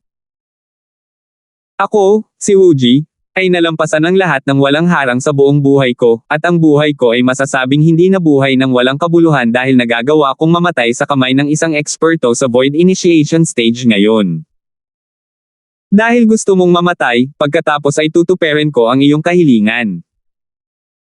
Malamig at walang malasakit ang boses ni Sandro, na para bang ito ay tumunog mula sa isang nagyayelong hukay, at naglalaman ito ng matinding nagyayelong lamig na pinaghalo sa loob. Kasunod nito, muling itinaas ni Sandro ang kanyang binti bago marahas na nagpadyak pababa. Bang! Ang nakakatakot na origin energy ay umungal at tumangay na sinamahan ng ikalimang antas ng Earth concept para umahan patungo sa Woogie. Agad na nanginig ang katawan ni Woogie, namula ang kanyang mukha, at nagpakawala siya ng mahinang ungol sa pagtitiis sa sakit. Sa sandaling ito, umalangaw-ngaw ang isang alon ng mga basag ng buto, malinaw ang mga tunog at tumatagos sa tainga, at naging sanhi ito ng pakiramdam ng isang lamig sa kanyang gulugod.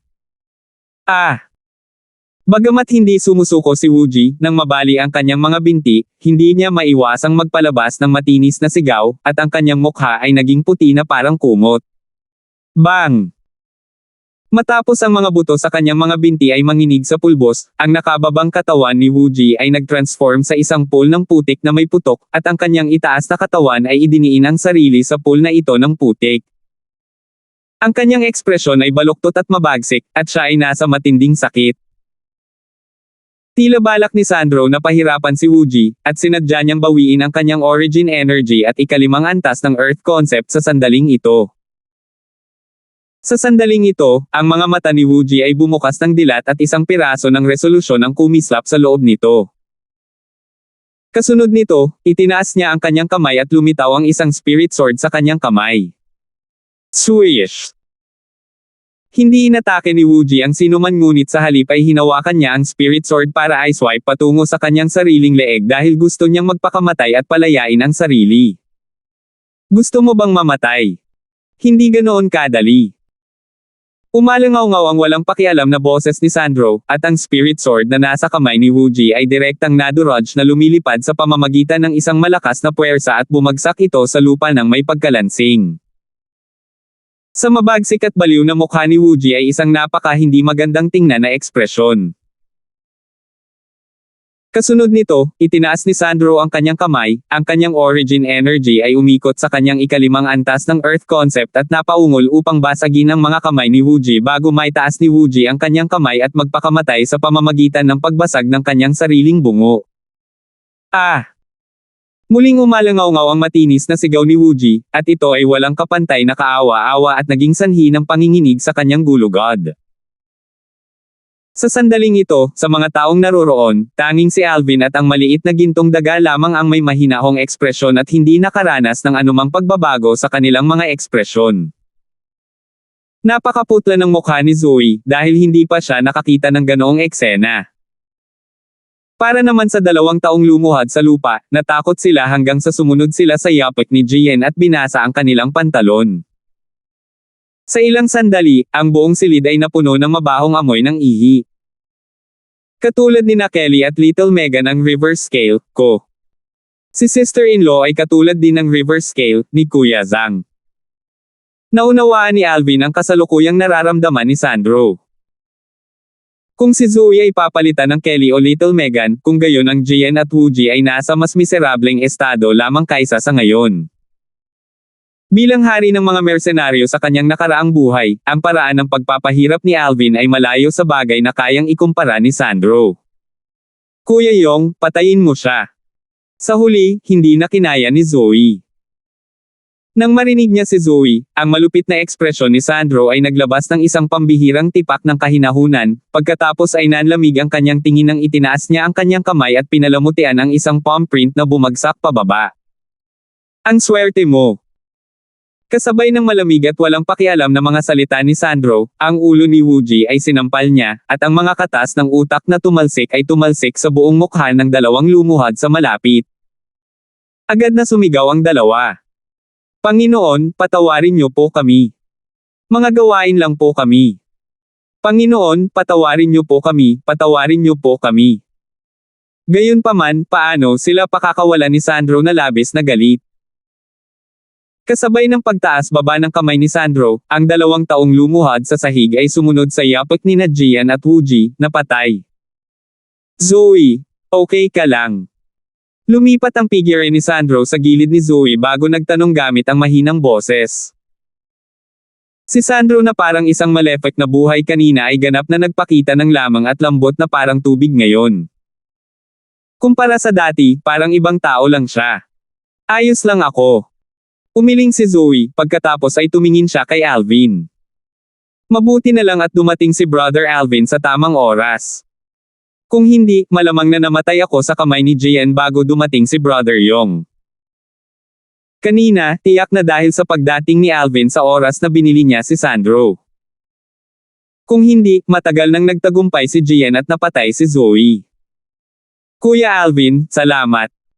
Tumingin si Sandro kay Alvin na may pasasalamat na ekspresyon. Ang pinakamahalagang tao sa kanya sa mundong ito ay walang alinlangan ang kanyang asawa, si Zoe. Nang maalala niya ang eksenang naganap kanina, natakot na naman siya to the point na pinagpawisan siya ng malamig. 472. Kuya Zhang, masyado kang mabait. Bahagyang ngumiti si Alvin, pagkatapos ay nagtanong. Kuya Zhang, bakit kayo nang hipag sa Black Queen City? Bukod pa riyan, paano nakipag-away ang hipag sa isang kasuklam-suklam na tao tulad ni Jian? Mag-usap tayo pagkatapos nating umalis. Sinulyapan ni Sandro ang 3 puddles ng pis sa sahig at kumunat ang noo, pagkatapos ay lumuwag ang kanyang pagsimangot habang nakatingin kay Alvin. Sige. Umalis si Alvin at ang maliit na gintong daga kasama sina Sandro at Zoe, pagkatapos ay sinundan niya sila upang bumalik sa malaking patio na kanilang tinutuluyan. Presidente. Ang 2 nasa katanghaliang gulang na lalaki na nagbantay sa pasukan ay magalang na yumuko kay Zoe. Bahagyang tumango si Zoe. Presidente. Tumaas ang kilay ni Alvin at bahagyang nagulat siya. Sa lalong madaling panahon, sumunod sina Alvin at ang maliit na gintong daga sa likod ni Sandro at Zoe upang makapasok sa maluwang na patio. Sa loob ng courtyard ay isang maluwag na silid na halatang tirahan ni Sandro at ng kanyang asawa. Sa buong daan, ang mga tagapaglingkod na paminsan-minsan ay nakakaharap nila ay magalang natatawagan si Zoe bilang Pangulo. Umupo sina Alvin, Sandro, at Zoe sa paligid ng stone table sa maluwag na courtyard. Big Brother Zhang, bakit ang mga taong iyon noon ay tinawag na sister-in-law bilang presidente? Maaaring ang hipag na iyon ay sumali sa isang kumpanya ng kalakalan ng Azure Forest Imperial Kingdom, at siya ang naging taong namamahala sa kumpanya ng kalakalan sa Blackwind City. Hulaan ni Alvin. Nakangiting sinabi ni Sandro, Brother Alvin, matalino ka talaga, nahulaan mo kaagad. Eksakto, si Zoe ang namamahala sa sangay ng Floating Cloud Trading Company sa Blackwind City. Nang magsalita siya dito, tumigil sandali si Sandro bago nagpatuloy. Mula nang si Zoe ang naging taong namamahala sa sangay ng Floating Cloud Trading Company sa Blackwind City, si Gian ay ganap na napigilan ni Zoe. Kaya, galit na galit siya kay Zoe mula pa noong una. Sa huling pagkakataon, nagpadala na siya ng mga tao para maghanap ng gulo sa amin at sila ay itinapon ko. Ngunit hindi ko akalain na siya ay napakalakas ng loob na manghuli ng Zoe sa iba. Biglang naunawaan si Alvin. Kaya nga ang nangyari. Pinigilan ni sister-in-law si Gian sa lahat ng aspeto. I presume she had great natural talent and ability in business. Nang matapos siyang magsalita, bahagyang nagulat si Alvin kay Zoe. Brother Alvin, may isang bagay na hindi mo alam. Ang angkan Zoe ay mula sa itinatag ng kanilang mga sarili sa pamamagitan ng negosyo. Si Zoe ay sumunod sa aking biyenan mula noong siya ay bata pa at marami na siyang natutunan sa daw ng negosyo. Ngayon, mayroon siyang lugar upang magamit ang kanyang mga kakayahan. Habang nagsasalita si Sandro, tiningnan niya si Zoe ng may magiliw na pagmamahal. Kaya ganyan. Tumango si Alvin. Tama, kapatid na Alvin, bakit ka nasa Blackwind City? Narinig ko na ang 7-star sword sect. Tumingin si Sandro kay Alvin at bahagyang nag-aalangan na magsalita. Ngayon lang niya naalala na narinig niya kanina ang tungkol sa balita ng pagkalipol ng 7-star sword sect. Sa oras na iyon, siya at si Zoe ay pinawisan ng malamig para kina Alvin at Megana nasa 7-star sword sect. Tama, wala na ang 7-star sword sect. Tumango si Alvin. How about my little sister Megan? How is she? Nag-react si Zoe matapos mapaalalahanan ni Sandro, at nagtanong siya ng may pag-aalalang ekspresyon. Para sa kanya, wala siyang pakialam sa buhay ng ibang tao sa 7-star sword sect. Sina Alvin at Megan lang ang inaalala niya na kilalang kilala niya. Ligtas na ngayon si Alvin, kaya hindi niya maiwasang mag-alala sa kaligtasan ni Megan. Huwag kang mag-alala sister-in-law, ayos lang si Little Megan. Sa oras na iyon, nagkataong wala siya sa 7-star sword sect. Pilit na ngumiti si Alvin. Nang marinig niyang binanggit ni Sandro ang 7-star sword sect ngayon, naging dahilan ito upang hindi niya maiwasang alalahanin ang eksena ng paglipol ng 7-star sword sect noong araw na iyon. Ang napakaraming eksenang iyon ay isang bagay na hindi niya makakalimutan sa buong buhay niya. Brother Alvin, nagpunta ka ba sa Blackwind City para sa isang bagay? Napansin ni Sandro ang kasalukuyang ekspresyon ni Alvin at nahulaan niya ang iniisip ni Alvin, kaya nagmamadali niyang iniba ang paksa ng usapan. Hindi. Dinadaanan ko lang. Nakangiting sabi ni Alvin. Kuya Alvin, anong plano mo para sa hinaharap? Tanong ni Zoe kay Alvin.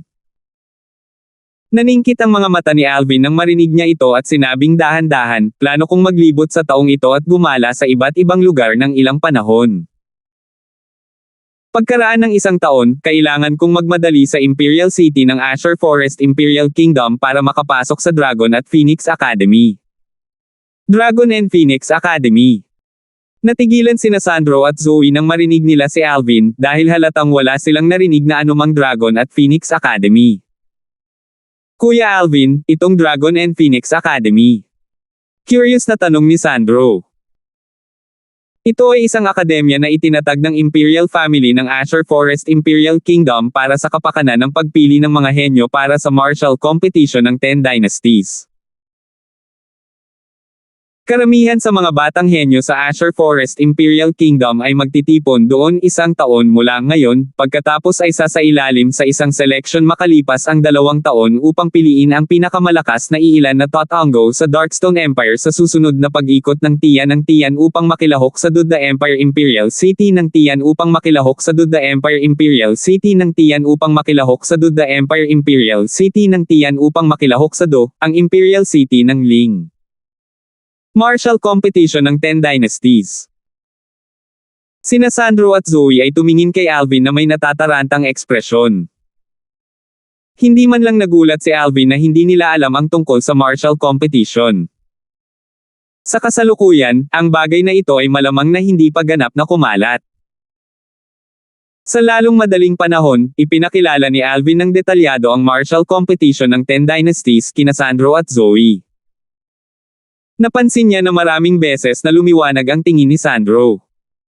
Malinaw, si Sandro ay labis na interesado sa martial competition.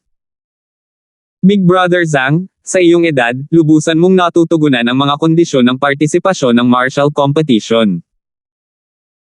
At saka, sa iyong likas na talento at lakas, ang pagkuha ng mga kwalipikasyon para lumahok at maging ang pagtangkilik sa martial competition ay hindi isang mahirap na bagay. Si Alvin ay napuno ng kumpiyansa sa lakas ni Sandro. Sa kasalukuyan, si Sandro ay isa ng ika-4 na antas ng Void Initiation Stage na martial artist na nakaintindi pa ng ika-5 antas ng Earth Concept. Sa likas na talento ni Sandro, tiyak na mas lalakas pa ang kanyang lakas pagkatapos ng 5 taon. Kahit na hindi niya alam ang background ni Sandro, malabo niyang hulaan na ang clan na binanggit ni Sandro noong nakaraan ay malamang na isang clan sa Dark Cloud Dynasty. Marahil, isang angkan lamang sa Dark Cloud Dynasty ang nakapagtaguyod ng isang pambihirang henyo sa martial daw tulad ni Sandro. Tumango si Sandro pagkatapos ay sumulyap kay Zoe bago sinabing, hayaan ang tadhana ang magpasya. Malinaw, isinasaalang-alang niya si Zoe. Napansin din ni Alvin at hindi na nagsalita pa, pagkatapos ay nagpaalam na siya. Kuya Zhang, sister-in-law, aalis ako ng Black Wind City bukas ng madaling araw. Paalam. Tumayo si Alvin habang nagsasalita. Tumango sina Sandro at Zoe at pinaalis si Alvin sa kanilang mga tingin. Pagkaalis ni Alvin, bahagyang naging tahimik ang kapaligiran sa pagitan ni Sandro at Zoe. Pagkaraan ng ilang sandali, sinabi ni Zoe, Brother Yong, ito ay isang magandang pagkakataon para sa iyo.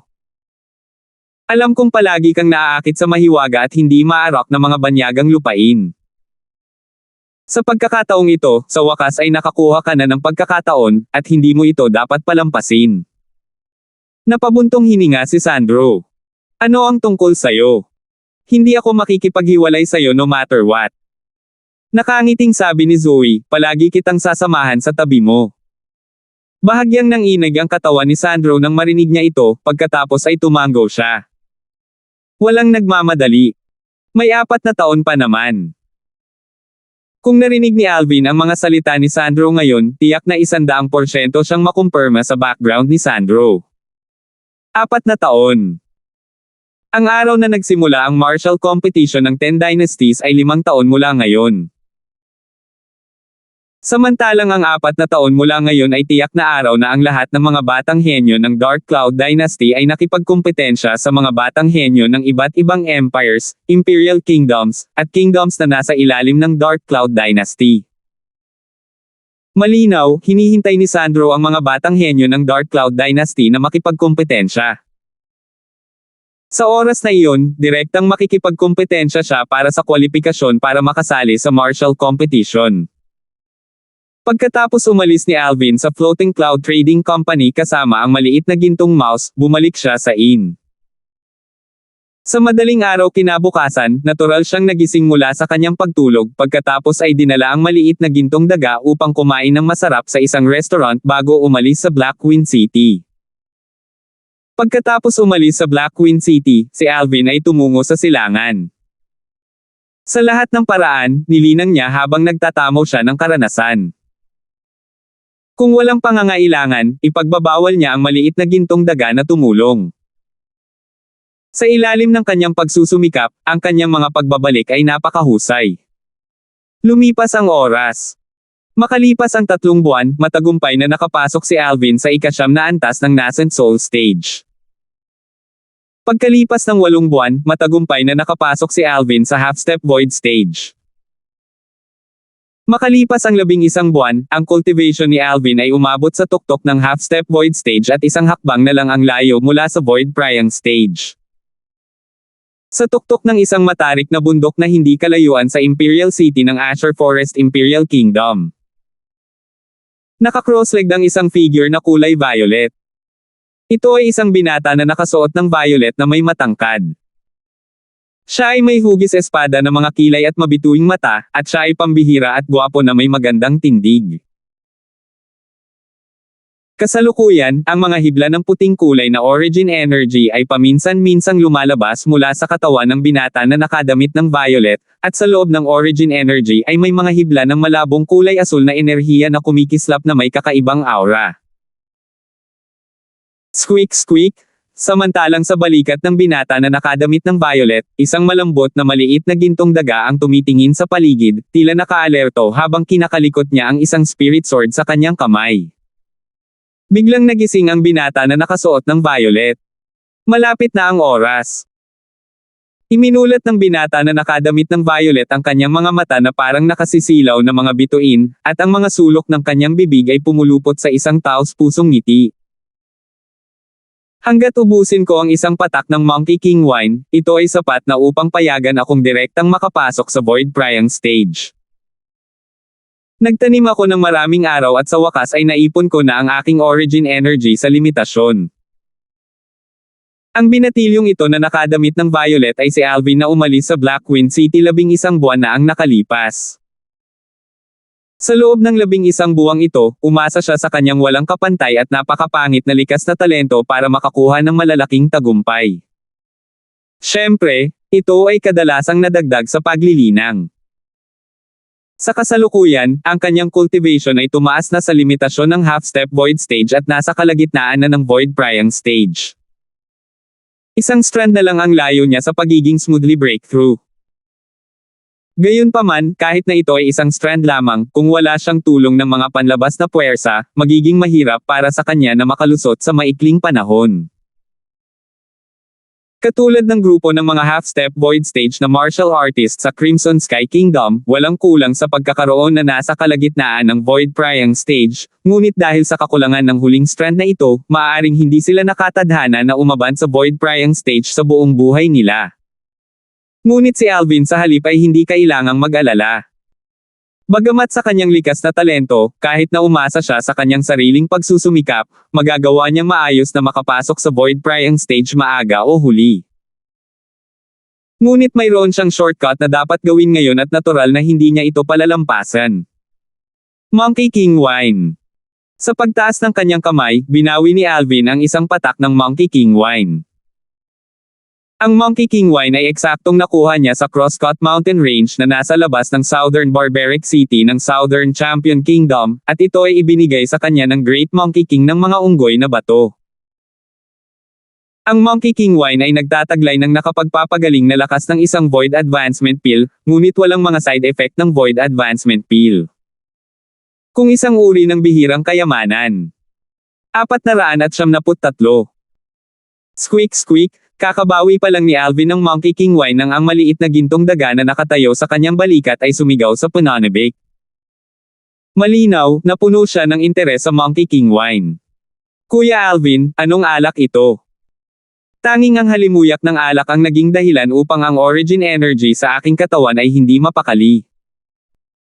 Ang maliit na gintong daga ay tumingin ng may pinanibik na mga mata sa patak ng Monkey King wine sa kamay ni Alvin habang siya ay nagtanong sa pamamagitan ng voice transmission. Ikaw maliit na tao. Buksan ang iyong bibig.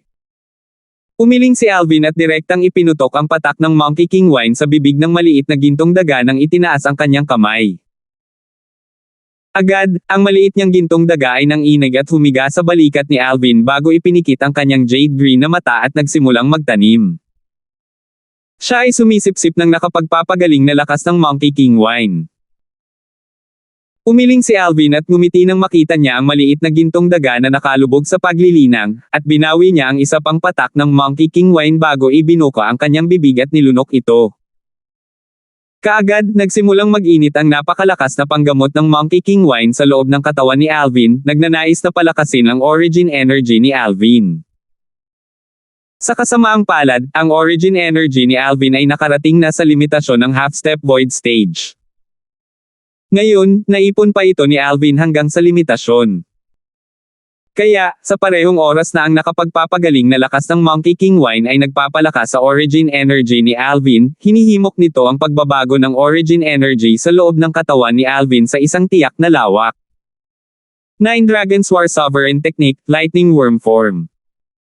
Ang Lightning Worm Form ay ang ikalimang anyo ng 9 Dragons War Sovereign Technique, at ito ay ang mental cultivation method na tumutugma sa Void Priang Stage. Matapos makapasok ang cultivation ni Alvin sa half-step Void Stage, ang kanyang ikaapat na anyo ng 9 Dragons War Sovereign Technique, ang Windworm Form, ay nalinang nasa limitasyon. Kung gusto niyang umunlad pa, dapat niyang linangin ang susunod na bahagi ng 9 Dragons War Sovereign Technique, ang ikalimang anyo, ang Lightning Worm Form. Kasama ni Alvin na nagpapalipat-lipat ng mental cultivation method ng Lightning Worm Form, ang origin energy sa kanyang katawan ay nagsimulang mag-vibrate ng matindi, at kahit na ito ay nagpakita ng mga bakas ng pagbagsak. Siyempre, hindi naman talaga nag-collapse. Tulad ng kasabihan, ang isang phoenix ay muling nabuhay at nagkaroon ng bagong buhay, ang origin energy ni Alvin ay sumasailalim sa katulad na pagbabago. Si Alvin ay nahuhulog sa kanyang paglilinang at ang paraan ng paglilinang ng isip ng Lightning Worm Form ay walang tigil na umiikot. Hindi niya alam kung gaano katagal ang lumipas, parang saglit lang, pero parang ilang taon din. Sa wakas, ang origin energy sa kanyang katawan ay walang tigil na nag-vibrate, at sa ilalim ng paghihimok ng nakapagpapagaling na lakas ng Monkey King wine sa huli, ang kanyang origin energy ay sumailalim sa isang qualitative transformation. Ang origin energy na sumailalim sa qualitative transformation ay patuloy na dumaloy sa dantian ni Alvin.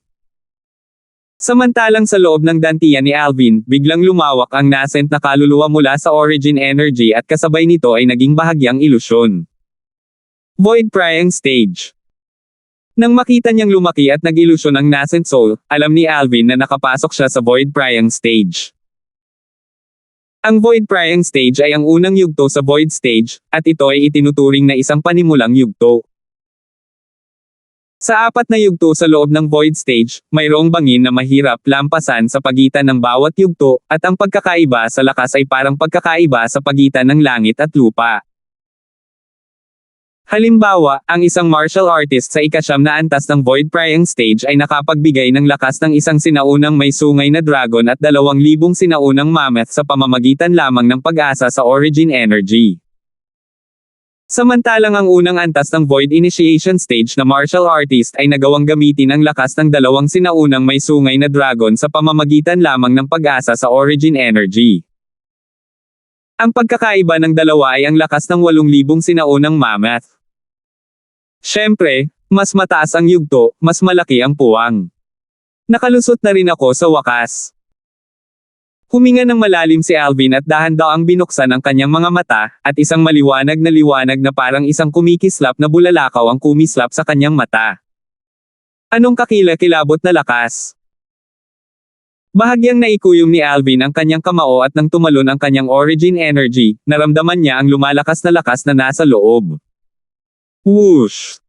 Sa itaas ng Alvin, 2,011 sinaunang mammoth na silhouette ay dahan-daang nabubuo. Isang ordinaryong first level na Void Priang Stage na martial artist ang nagtataglay ng lakas na maihahambing sa 2,000 sinaunang mammoth kapag ginagamit lamang ang origin energy. Samantalang si Alvin sa halip ay nagtataglay ng dagdag na lakas ng 11 sinaunang mammoth kung ihahambing sa isang martial artist na may katulad na paglilinang. Ito ang espesyal na benepisyo na ibinigay sa kanya ng 9 Dragons War Sovereign Technique noon. Gayunpaman, kasabay ng pagtaas ng kanyang lakas, ang epekto ng espesyal na benepisyong ito ay naging mas maliit at mas maliit. Pagkatapos ng lahat, bago ang mga labanan na gumamit ng lakas ng mahigit 1,000 sinaunang mammoth sa bawat pagliko, ang lakas ng 11 sinaunang mammoth ay tila hindi gaanong mahalaga. Aking espiritual na lakas. Pagkaraan, sinimulan ni Alvin na suriin ang kanyang espiritual na lakas. Sa huli, napansin ni Alvin na walang magawa na ang kanyang espiritual na lakas ay talagang hindi sumulong ni Katie Ting. Ito ay nasa unang antas pa rin ng Void Prying Stage tulad ng dati. Ito ay naghihintay para sa aking paglilinang upang pagsabayin ito.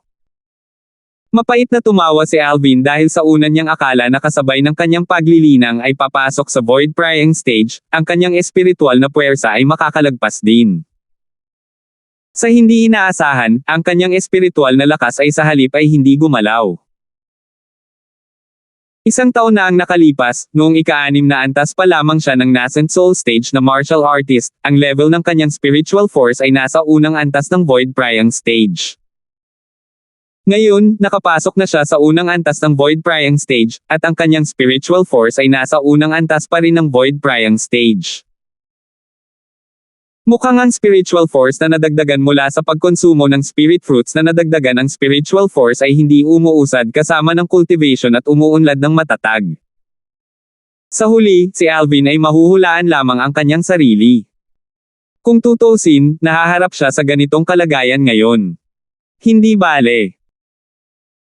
Kahit na hindi pa sumulong ang aking espiritual na lakas, ang aking paglilinang ay umabant na sa unang antas ng Void Prying Stage kung tutuusin, at ito ay maituturing na isang magandang bagay.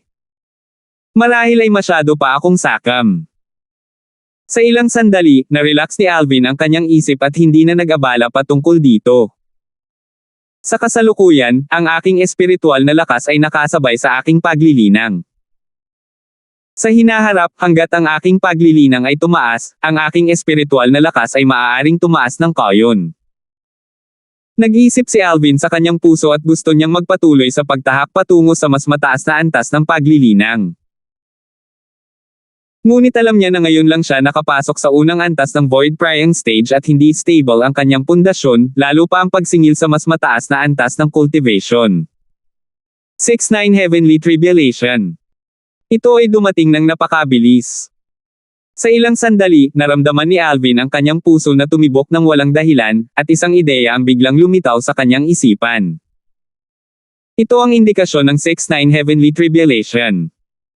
Ang bawat tao o demonyong hayop na kakalusot pa lang sa Void Prying Stage ay kailangang maranasan ang sandaling ito. Si Alvin, na sumanib sa panghabang buhay na halaga ng mga alaala ng Rebirth Martial Emperor, ay hindi nagulat dito. Around 10 day. Sa panahong ito, kailangan kong maghanda ng maayos para salubungin ang bautismo ng 6-9 Heavenly Tribulation. Umaasa ang Tempest Point ko. Biglang tumayo si Alvin, at ang kanyang mabangis na tingin ay tumama sa malayo. Kasabay ng pagkalat ng mga ulap at ambon, isang napakalaking lungsod na nakatayo sa di kalayuan ay lumitaw sa harap ng mga mata ni Alvin, at ito ay parang isang demonyong hayop na nasa malalim na pagkakatulog sa mahabang panahon at madyay gising anumang sandali. Ang lugar na iyon ay ang Imperial City ng Azure Forest Imperial Kingdom. May oras pa, at sapat na para sa akin na mapagtagumpayan ang 6-9 Heavenly Tribulation bago pumunta sa Dragon and Phoenix Academy. Nagpasya si Alvin sa kanyang puso. Pagkaraan ng maikling sandali, ang figure ni Alvin ay biglang kumislap sa malayo. Ipo-ipo. Sa sandaling ito, ang kanyang buong katawan ay tila nag-transform sa isang mabilis na unos na tinangay ang mga ulap at ambon sa tuktok ng bundok hanggang sa puntong sila ay gumuho. Swoosh! Sa isang pagkakataon, itinuro ni Alvin ang kanyang daliri gamit ang isang buhay ng kanyang kamay. Ang origin energy sa kanyang daliri ay pinalapot at kumikislap ng mga hibla ng kulay asher na enerhiya, at naglalaman ito ng nakakagulat na lakas. Swish! Sa ilang sandali, isang malagatas na puting sinag ng liwanag ang bumaril mula sa dulo ng daliri na itinuro ni Alvin. Ang paligid ng sinag ng liwanag ay nakapulupot ng kulay asher na enerhiya, at ito ay parang asher na kulay na maliliit na ahas na bumaril kasama ng puting sinag ng liwanag. Bang! Ang puting kulay na sinag ng liwanag ay bumaril sa isang napakalaking bato sa gilid ng tuktok at ang kulay asul na maliit na ahas ay tumangay, na naging sanhi ng pagkabasag ng napakalaking bato, at ang mga pira-pirasong bato ay bumaril habang ang mga alikabok ng bato ay bumalot sa hangin. Sa kasalukuyan, pinagkadalubhasaan ko ang Wind Force, ngunit wala akong kaalaman sa Lightning Force. Ang Tempest Point na ito ay hindi pa nakakapasok sa initial stage. Gayunpaman, ang Tempest Point ay isang mataas na grade na Earth Rank Martial Skill pagkatapos ng lahat, at kahit na hindi ito pumasok sa initial stage, kapag ang Wind Force ay isinama dito, ang lakas nito ay malayo sa isang bagay na magagawa ng dragon na ihambing. Biglang lumiwanag ang mga mata ni Alvin. Ang Tempest Point ay isang mataas na grade na Earth Rank Martial Skill, at ito ay isang martial skill na kasama ng ikalimang anyo ng Nine Dragons War Sovereign Technique, ang Lightning Worm Form. Idiniin nito ang Wind Force at Lightning Force na nagdaragdag sa isa't isa, at ginagamit iyon upang magsagawa ng isang mabigat na pag-atake. Nagiyakan ng mga Diyos at multo bago ang Tempest Point. Ito ang itinala ng Rebirth Martial Emperor sa Tempest Point. Ang hangin ay sanay sa bilis at ang atake nito ay mabangis at matulin. Kahit na ang bilis ng kidlat ay mas mababa sa hangin, ito ay kaunting pagkakaiba lamang. At saka, ang puwersa ng pagsabog ng kidlat ay para sa higit na mataas sa hangin. Naisip ni Alvin sa kanyang puso. Madaling isipin na ang isang martial skill na gumamit ng hangin at kidlat upang madagdagan ang isa't isa ay tiyak na magkakaroon ng lubhang nakakagulat na lakas. Sa kasalukuyan, maaari kong ituring na nagsimula akong maunawaan ang half-step advanced Wind Force. Samantalang hindi ko man lang naiintindihan ang Lightning Force. Umaasa lang ako na magagamit ko ang enerhiya ng Tribulation Lightning sa panahon ng 6-9 Heavenly Tribulation para maunawaan ang Lightning Force. Nang mag-isip siya hanggang dito, nasulyapan ni Alvin ang maliit na gintong daga na patuloy pa rin sa paglilinang sa kanyang balikat. Naalala pa niya na noong panahong ang maliit na gintong daga ay nagtagumpay sa kanyang 6-9 Heavenly Tribulation, ang ika-6 na kapigatian na kidlat ay direktang nilamon niya. Hindi lang iyon, umasa pa siya sa lakas ng kidlat ng kapigatian upang matagumpay na maunawaan ang lakas ng kidlat. Bukod dito, hindi ito isang ordinaryong Lightning Force, ngunit half-step Advanced Lightning Force. Samantalang ngayon, ang maliit na gintong daga ay umasa sa kanyang likas na talento bilang isang Jade-eyed Heavenly Mouse upang lubos na maunawaan ang Advanced Lightning Force, at sa pag-unawa ng Lightning Force, siya ay maituturing na tumuntong sa Perfection Stage. Siyempre, pagkatapos ng Advanced Lightning Force, mayroon pa ring Lightning Concept. Iyon ay isang bagay na kailangan ng maliit na gintong mouse upang makakuha ng suporta mula sa Advanced Lightning Force upang maunawaan. Ayon sa mga alaala ng Rebirth Martial Emperor at sa mga record ng Nine Dragons War Sovereign Technique, kapag dumating ang 6-9 Heavenly Tribulation, hindi ko kailangang lunukan ang kidlat ng kapigatian tulad ng Little Gold. Siyempre, kahit gusto kong lunukan ito, wala akong kakayahan. May isip ni Alvin na kung maglakas loob siyang matuto mula sa Little Gold at ibuka ang kanyang bibig para lumunin ang kidlat ng kapigatian, tiyak na siya ang magdurusa. Hindi lahat ay nagawang lunukan ang kidlat ng kapigatian. Sa kasalukuyan, naiintindihan ko na ang half-step Advanced Wind Force at ang aking Whirlwind ay maaaring ituring na opisyal na nakapasok sa Mastery Stage. Kapag naintindihan ko na ang Advanced Wind Force, pagkatapos ay maituturing akong nagal-inang ng Whirlwind sa Perfection Stage. Habang nag-iisip si Alvin, ang kanyang figure ay kumislap na parang unos na walang tigil na dumaan. Sa loob ng ilang panahon, nabalot ng alikabok ang tuktok ng bundok, at ang lahat ng ulap at ulap sa tuktok ay nagkalat. Pagkalipas ng 9 na araw, dumating na rin sa wakas. Itinaas ni Alvin ang kanyang ulo upang tingnan ang abot tanaw. Ang mga ulap at ambon sa abot tanaw ay walang tigil na pinipiga, at sa huli, ito ay naging isang whirlpool na umiikot ng walang katapusan. Ang 6-9 Heavenly Tribulation ay malapit nang dumating. Salamat po at sinamahan ninyo ako. Ingat lagi mga master.